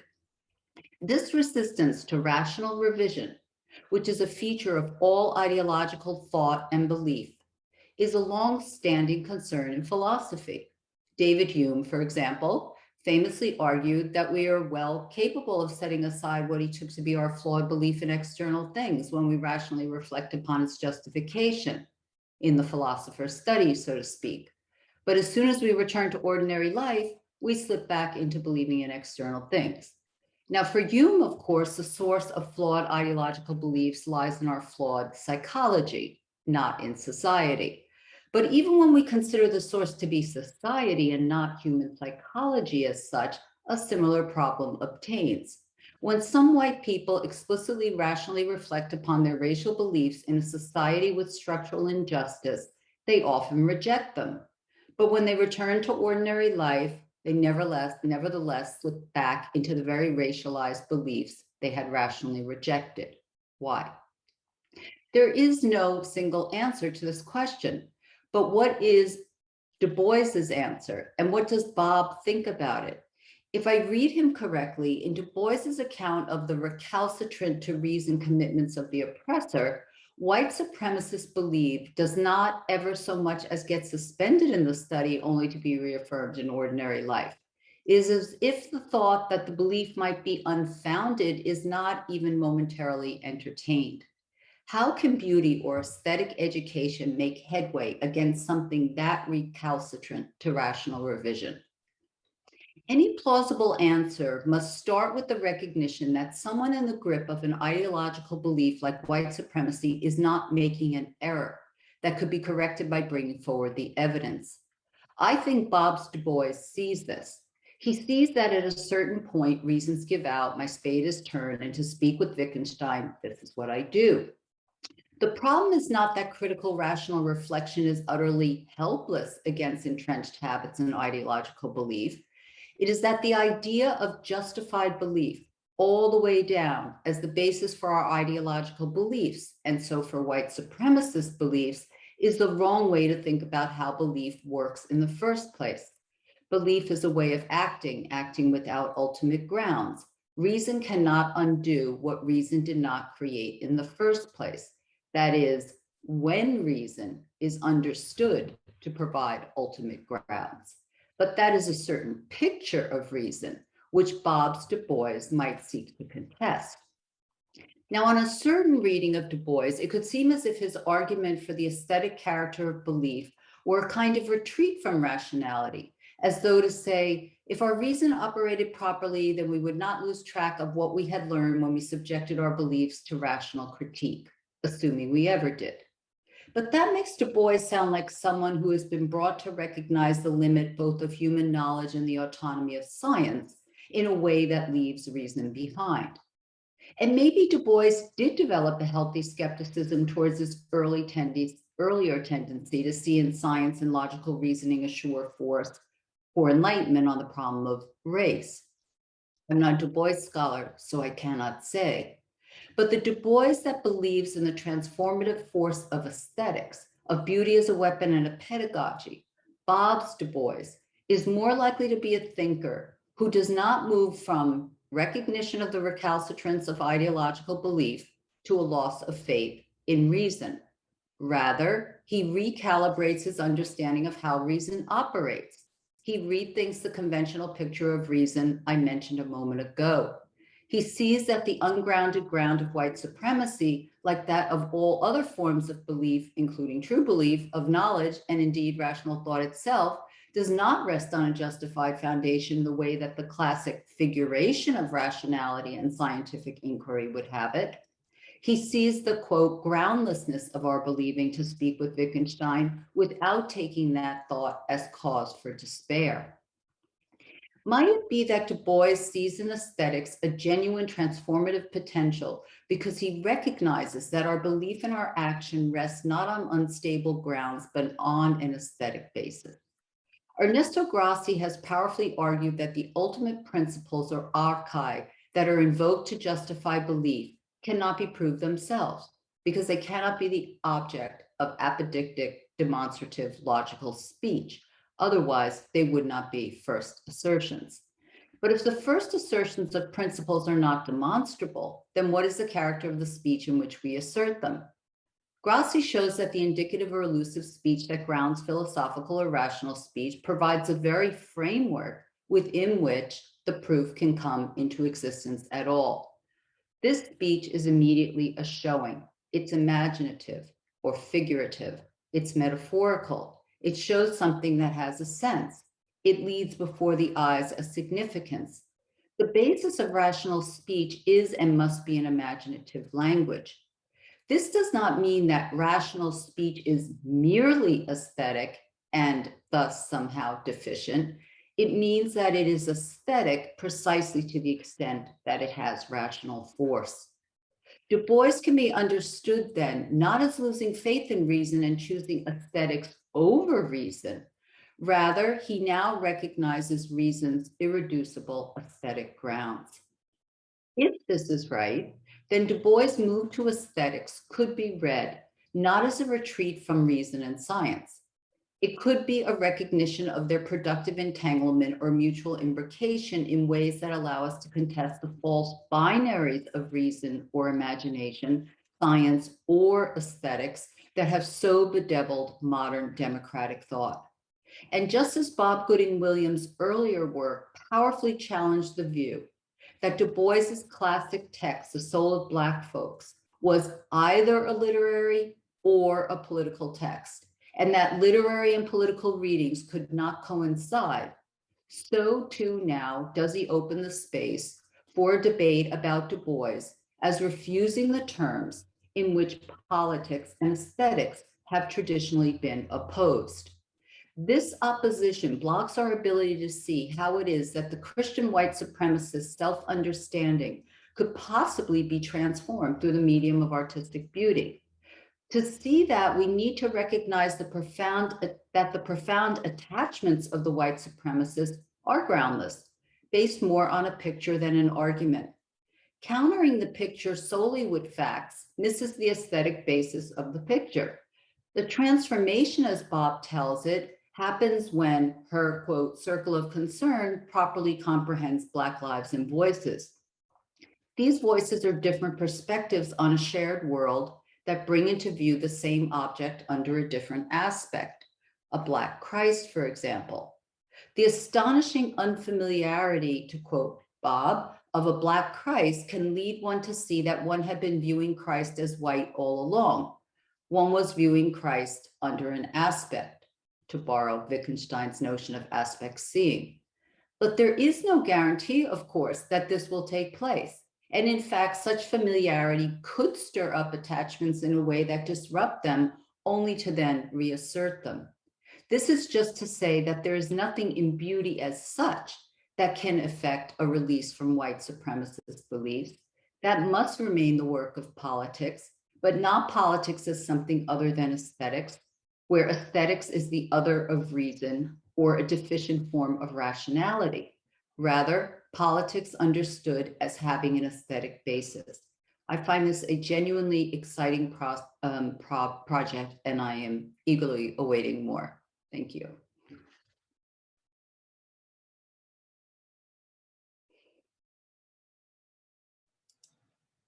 So should I respond a bit before opening it to questions, or how do you want to proceed?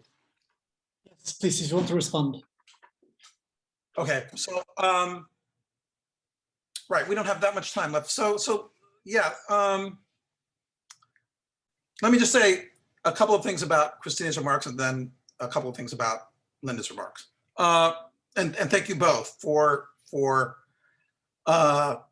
offering such a thoughtful engagement with my work, or engagements with my work.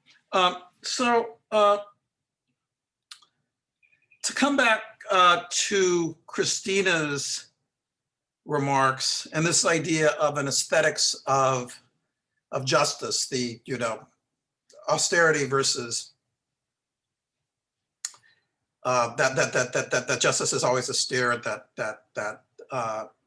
maybe that's a problem. So can we have an aesthetics that envisions justice in a more, shall we say, aesthetically, engaging, pleasing way, something along those lines.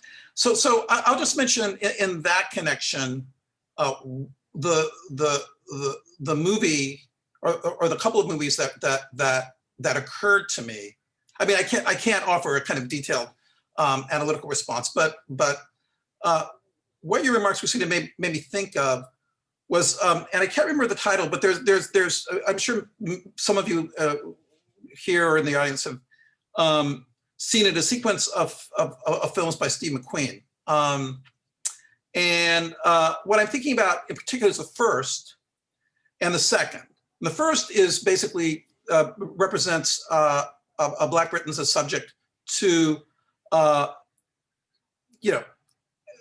relentless police harassment, and it's got a specific historical there's a specific historical context that I won't get into, but because it's not really pertinent to the question Christina is raising, but it does strike me that it's that you get a very different picture, and maybe at the level of how the movie is put together, how scenes are framed, the kind of temporality of sequences and the like. When you contrast that first film with the second film, the title of which I do remember, Lover's Rock. Because Lover's Rock, it seems to me, represents Black life outside the white gaze, and it affirms Black life apart from its the aesthetic is a gentle, loving, appreciative, affirmative aesthetic that affirms what you might think of as an aesthetic of Black sociality that I think may be part of the conversation we want to have thinking about such an aesthetic may be part of the conversation we want to have if we want to think about the way or the ways in which that I guess I'm suggesting is an example of at least one, or could be read as an example of at least one artist gesture in the direction of thinking about an aesthetics of justice as something other than austere. So that's one thought. The other thought,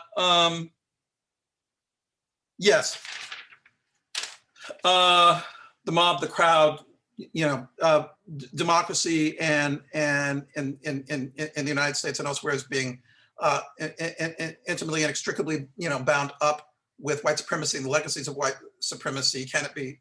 Can you easily extract the one thing from the other? What I would say is this: at the end of your remarks, Christina, it seemed to me you were kind of suggesting a distinction between what Du Bois is doing after Darkwater and what he's doing in Darkwater. I think that even in Darkwater, he's kind of grappling with the problem you're posing because as I try to suggest in my reading of a short story entitled "The Second Coming," he sees that a crowd can easily become a mob, and maybe a mob can easily become a crowd. It's not quite clear,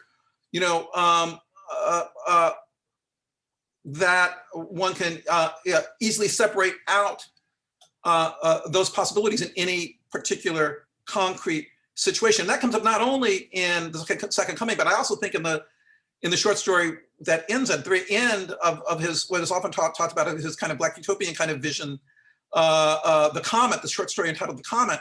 The figures of the crowd and the mob occur, and it's not quite clear at the end whether or not Jim, is going to be lynched or not. And it turns out that the sensibility of the crowd triumphs over the sensibility of the mob. So what that points to, I think, is the importance of politics. In other words, we're not guaranteed anything, and so there's a cultural politics that has always to be fought or has always to be engaged, and that's in part what promoting the one culture or the one sensibility at the expense of the other is about. So the summary, to summarize, my response to the second point, I think Du Bois is kind of with you and sees the problems you're seeing it, and I think already sees those problems in Darkwater at some level. With respect to what Linda says, I want to say yes. I mean, I think you're absolutely right that what is at issue in the kind of transformation of the white supremacist that Du Bois is envisioning, something that could,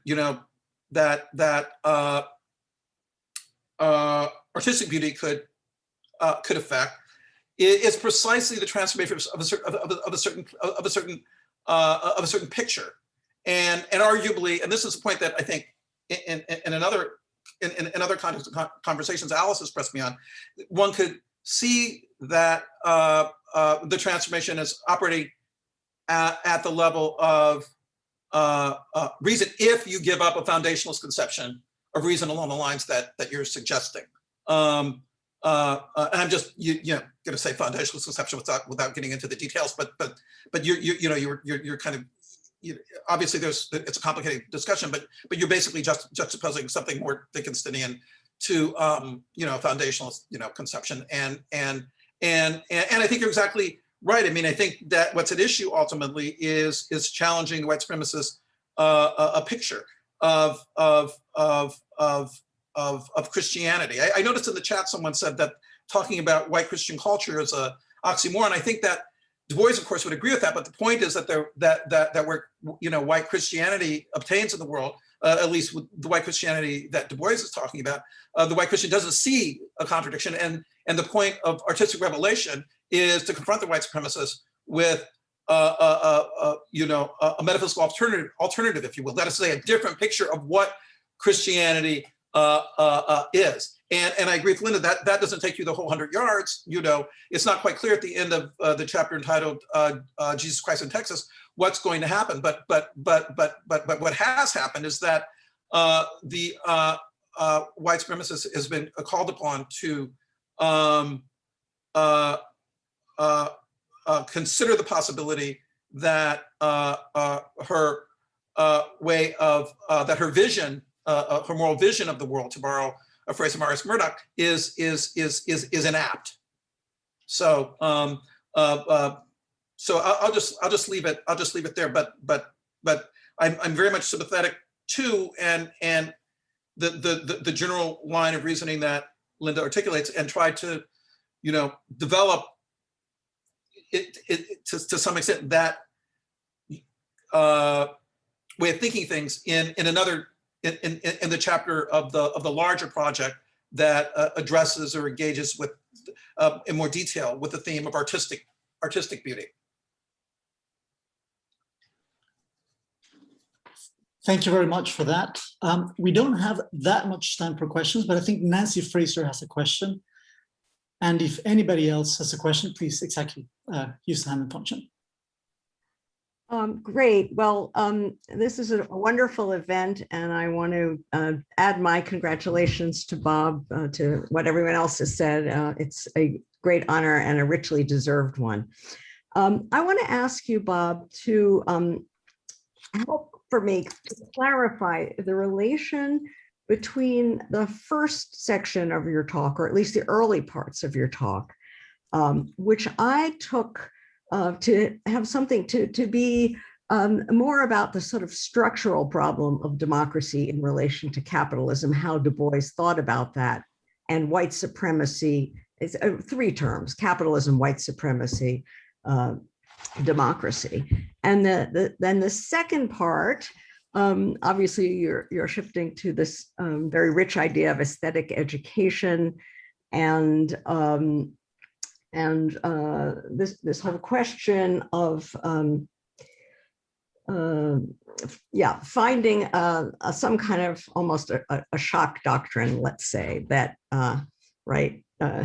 wrenches people out of sedimented habits and mindsets that are not accessible to other forms of transformation. So, I mean, I would say that Du Bois, in my understanding, believed that the 20th century remained this a situation just like the Civil War Reconstruction era, of one in which the problem of capitalism, democracy, and white supremacy remains the burning issue. And I think for myself that remains true in the 21st century. So I'm trying to think about whether the beauty issue might actually represent some sort of almost despairing, like Hail Mary pass for something where there's a sense of the recalcitrance of a structural problem, which in Black Reconstruction he thought of in terms of two labor movements that couldn't recognize each other. And so I would say we probably have 3 or 4 labor movements today. But I mean, there's a different sort of idea. I'm not saying that it's just devoid of aesthetic, thoughts for all the reasons Linda said. I don't think we're ever, away from that. But anyway, I'm really having trouble putting the two parts of this problem together, and would love to hear more about how you see that. Sure, great. No, thank you, Nancy. That's a great question. I kind of glossed very quickly something that I deal with in some detail in a chapter of the project, not the chapter to which I was referring when responding to Linda, but another chapter in which I relate the theory of democratic despotism to Du Bois's moral psychology. Key idea here. So let me put the point this way. You have to ask yourself, why would beauty be relevant? And the reason beauty is relevant is because white Christian culture is relevant. And in Du Bois' view, white Christian culture, expresses certain moral psychology. So then the question is, well, That's interesting. But then exactly how is it relevant vis-a-vis the explanation of racial oppression? That's going to be the key question. In other words, if beauty is relevant to, as it were, unsettling white Christian culture and unsettling the moral psychology of the white supremacists, along the lines that I addressed in the chapter, that I was talking about in responding to Linda, that's going to be interesting only if the moral psychology is playing some kind of causal role, only if it's causally significant vis-a-vis, right, the restriction of the democratic development of the world, darker peoples, and, at the expense, hand in hand with the ongoing democratic development of whites, including the white working class. And so that then raises the question: what's the causal story that Du Bois wants to tell? In what way is white supremacy or the moral psychology of the white supremacists, or what I call white Christian culture? These are all different ways of talking about the same thing for now, let's say.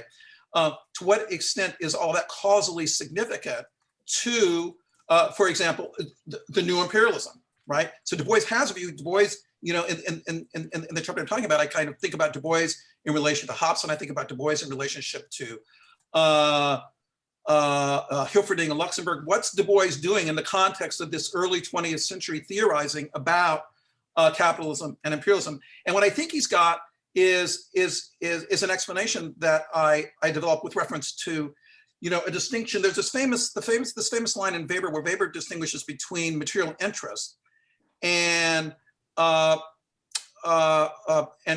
he says, material interests, are causally significant in determining actions, but worldviews, culture, plays a role in determining the tracks. And I follow Fritz Ringer in interpreting that in terms of a kind of counterfactualist conception of causality, that what Du Bois is saying is that were it not for white supremacy, then, and the white supremacists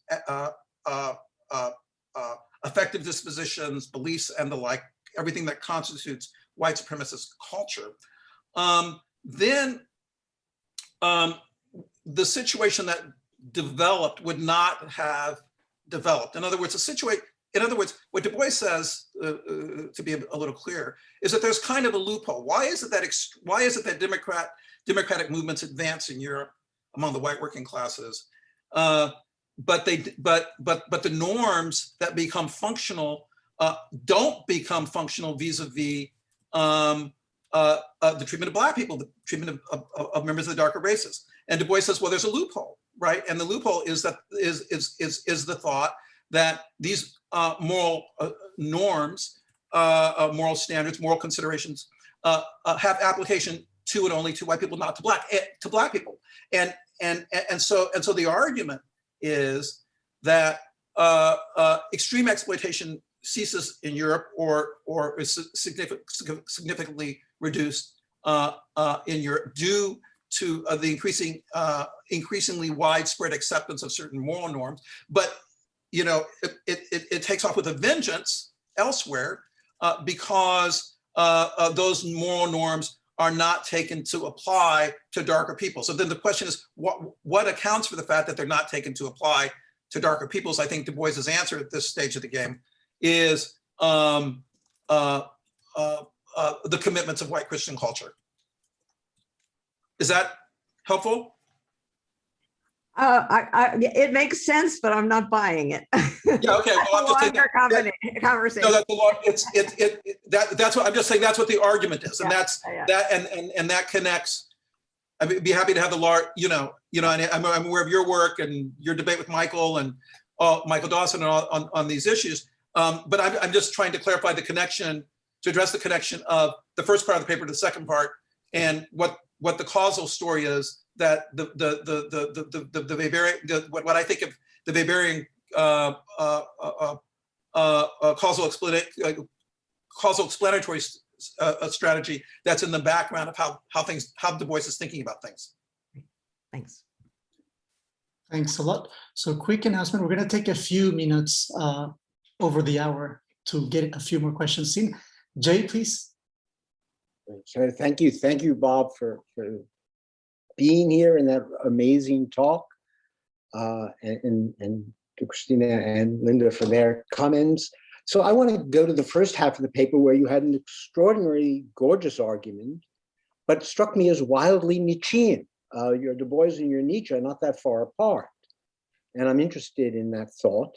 So you argue justice requires inclusiveness, and that inclusiveness is the method of democracy. And the reason why that's required is to include excluded points of view, and which will be, when they arise, bewildering, like the aesthetic. So it's all about new perspectives. And then you did give a kind of defense of the new perspectives as providing epistemic diversity. Only the sufferer could know the sufferer's knowledge. Certainly increasing perspectives, which is also what the aesthetic does, right? That's the two sides of Nietzsche's thought. That's how they go together. But we know that Nietzsche wasn't so interested in equality or justice. So my question is the notion of inclusiveness and of epistemic diversity and multiplying points of view in democracy sufficient without some further normative hinge, namely each life matters. That is some notion of dignity. I don't see how the multiplication of perspectives on its own is going to make up if you don't think that the knowledge matters because the individuals matter. So I felt there was a kind of missing moral center to the argument. I'm not sure if it was missing, but I think it went by pretty fast. At the end of my discussion of, so I think you're right, and although I think Du Bois may use the term dignity, from time to time, but what strikes me very much is his use of the language of individual self-development, which you see at work in Souls already, but I think is still all over the place in of the Ruling of Men, the discussion of democracy in Darkwater. And so in the background there, I think is a picture. I mentioned Mill and Tocqueville and I think with respect to the issue of tyranny of the majority, but I think not only Mill's discussion of tyranny of the majority early on in On Liberty is at work here, but also the Mill of Chapter 3 of On Liberty is at work here. And so I think so what I try to suggest is that Du Bois has a notion of individuality, of individual self-development, and you could obviously develop that with reference to some notion of dignity. And that's critical. And so the reason then that you want the laws to reflect the multiplicity of perspectives is in order to accommodate each individual's, we could say, in each individual's right to flourish, right to self-development, understood in a more or less Millian Chapter 3 of On Liberty way, something like that. So that's I think the argument I see him making. Right, and that's and very different than contemporary epistemology arguments for democracy. Right, there's a whole school which just wants that epistemological argument. So right, but so that's right. So you want to bring in, you have epistemic reasons to bring, there's an epistemic argument for incorporating the perspectives, but ultimately, what's in the background is you need to have my point of view in the mix if I am going to flourish as a member of this society. And of course, at this point, we can come back then to the argument about to Nietzsche, because I mean, as you well know, one of the striking things about Chapter 3 of On Liberty is that it includes passages, anti-Calvinist passages that you imagine Nietzsche could have written. There are passages of Chapter 3 of On Liberty that you read, but and so obviously then, you know, the big difference on this point, and you know, there's some philosophical scholarship. You know, I'm not the first to think about this. I think Jim Conant's written about this. I mean, you know, there's interesting philosophical scholarship thinking about, you know, Mill and Nietzsche in this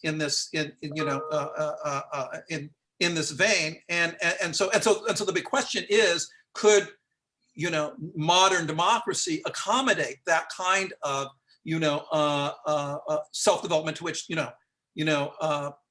Calvinism is anathema. And that's going to be the big difference, or one of the big differences in comparing a Mill to Nietzsche. Thank you very much. Professor Outlaw. Thank you very, very much.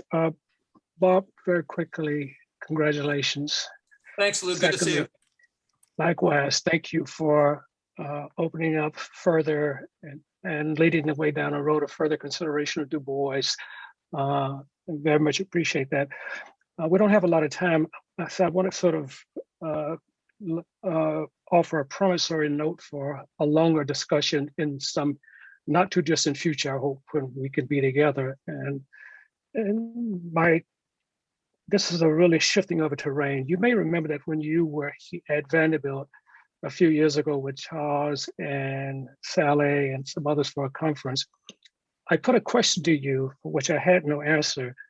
And it had to do with what extent did we think that Du Bois was influenced by reading the works of Charles Darwin? There clearly is an indication in The Conservation of Rights where he indicates Darwin. I'm coming back to this, inspired in part by Beltran's commentary and by Zarilli's commentary. And here's a shifting of the terrain. So part of what I've spent this past semester doing with students in a couple of classes is going and reading Darwin, from Origin of Species, Descent of Man, some other works, particularly E.O. Wilson. And part of what I've been trying to understand is, what do we mean by social life, the sociality of Homo sapiens, and how does that come to be? Now, by the Darwinian account of the coming to be, the evolutionary development of what comes to be called eusociality, a particularly unique form of sociality for a very limited number of social species, there's something very, very different to be understood about ourselves from that perspective. And from that perspective, one of the interesting Darwin is trying to work out in The Descent of Man is, how is it by way of evolution, the moral sentiments emerge? How do you go from evolution, from instinct to moral principles? And this is a tough one to crack. And so my point, that the mark I want to put down is, I am convinced that is by this route, we will come to a much better understanding and appreciation of the problematic of white racial supremacy. I agree with Linda Zerilli. This is not about justified beliefs. There is something much more profound, operative here that has to do with our species being. Now, Du Bois says in The Conservation of Races, you know, those of us who've become educated in certain ways, particularly in the United States, you know, we've accepted a kind of laissez-faire liberal individual. We think we're beyond all of that. Mm-hmm. I agree with Du Bois. We are not beyond all of that. So my marker for future conversation is a reconsidering of social, or in Aristotelian terms, political life, human association, that recovers some understandings or offerings by Darwin by which we can come to terms with human groupings. That's my marker for a possible future conversation. Right. So, no, it's a great question. I mean, the general question about the relationship between, evolution and ethics or the moral sentiments. That's something that I worked on. My colleague, Philip Kitcher has written a book that engages with that, offers his own account of how we might think about that. It's not something that I've worked on. What I would say, however, is that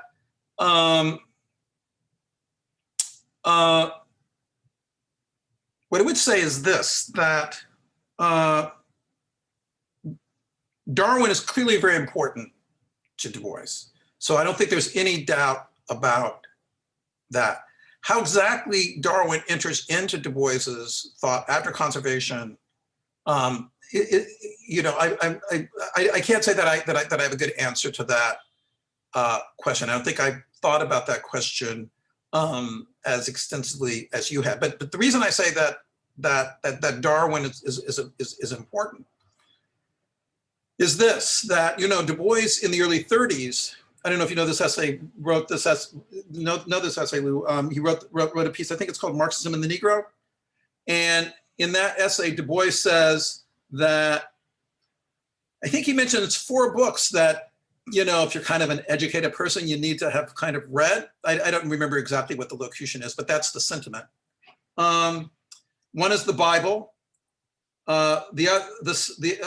Another is Origin of the Species. The other 2 are Capital, Das Kapital, and then the last is Kant's First Critique. So I've thought more about. I have a lot to say about the way in which the Bible, Marx, not only in Dark Water but later in Black Reconstruction, to which Nancy was alluding.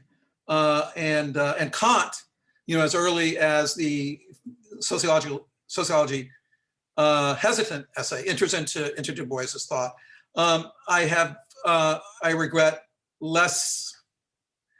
very little to say about Darwin, but I think it's obvious that to me that's something that deserves a more extensive engagement.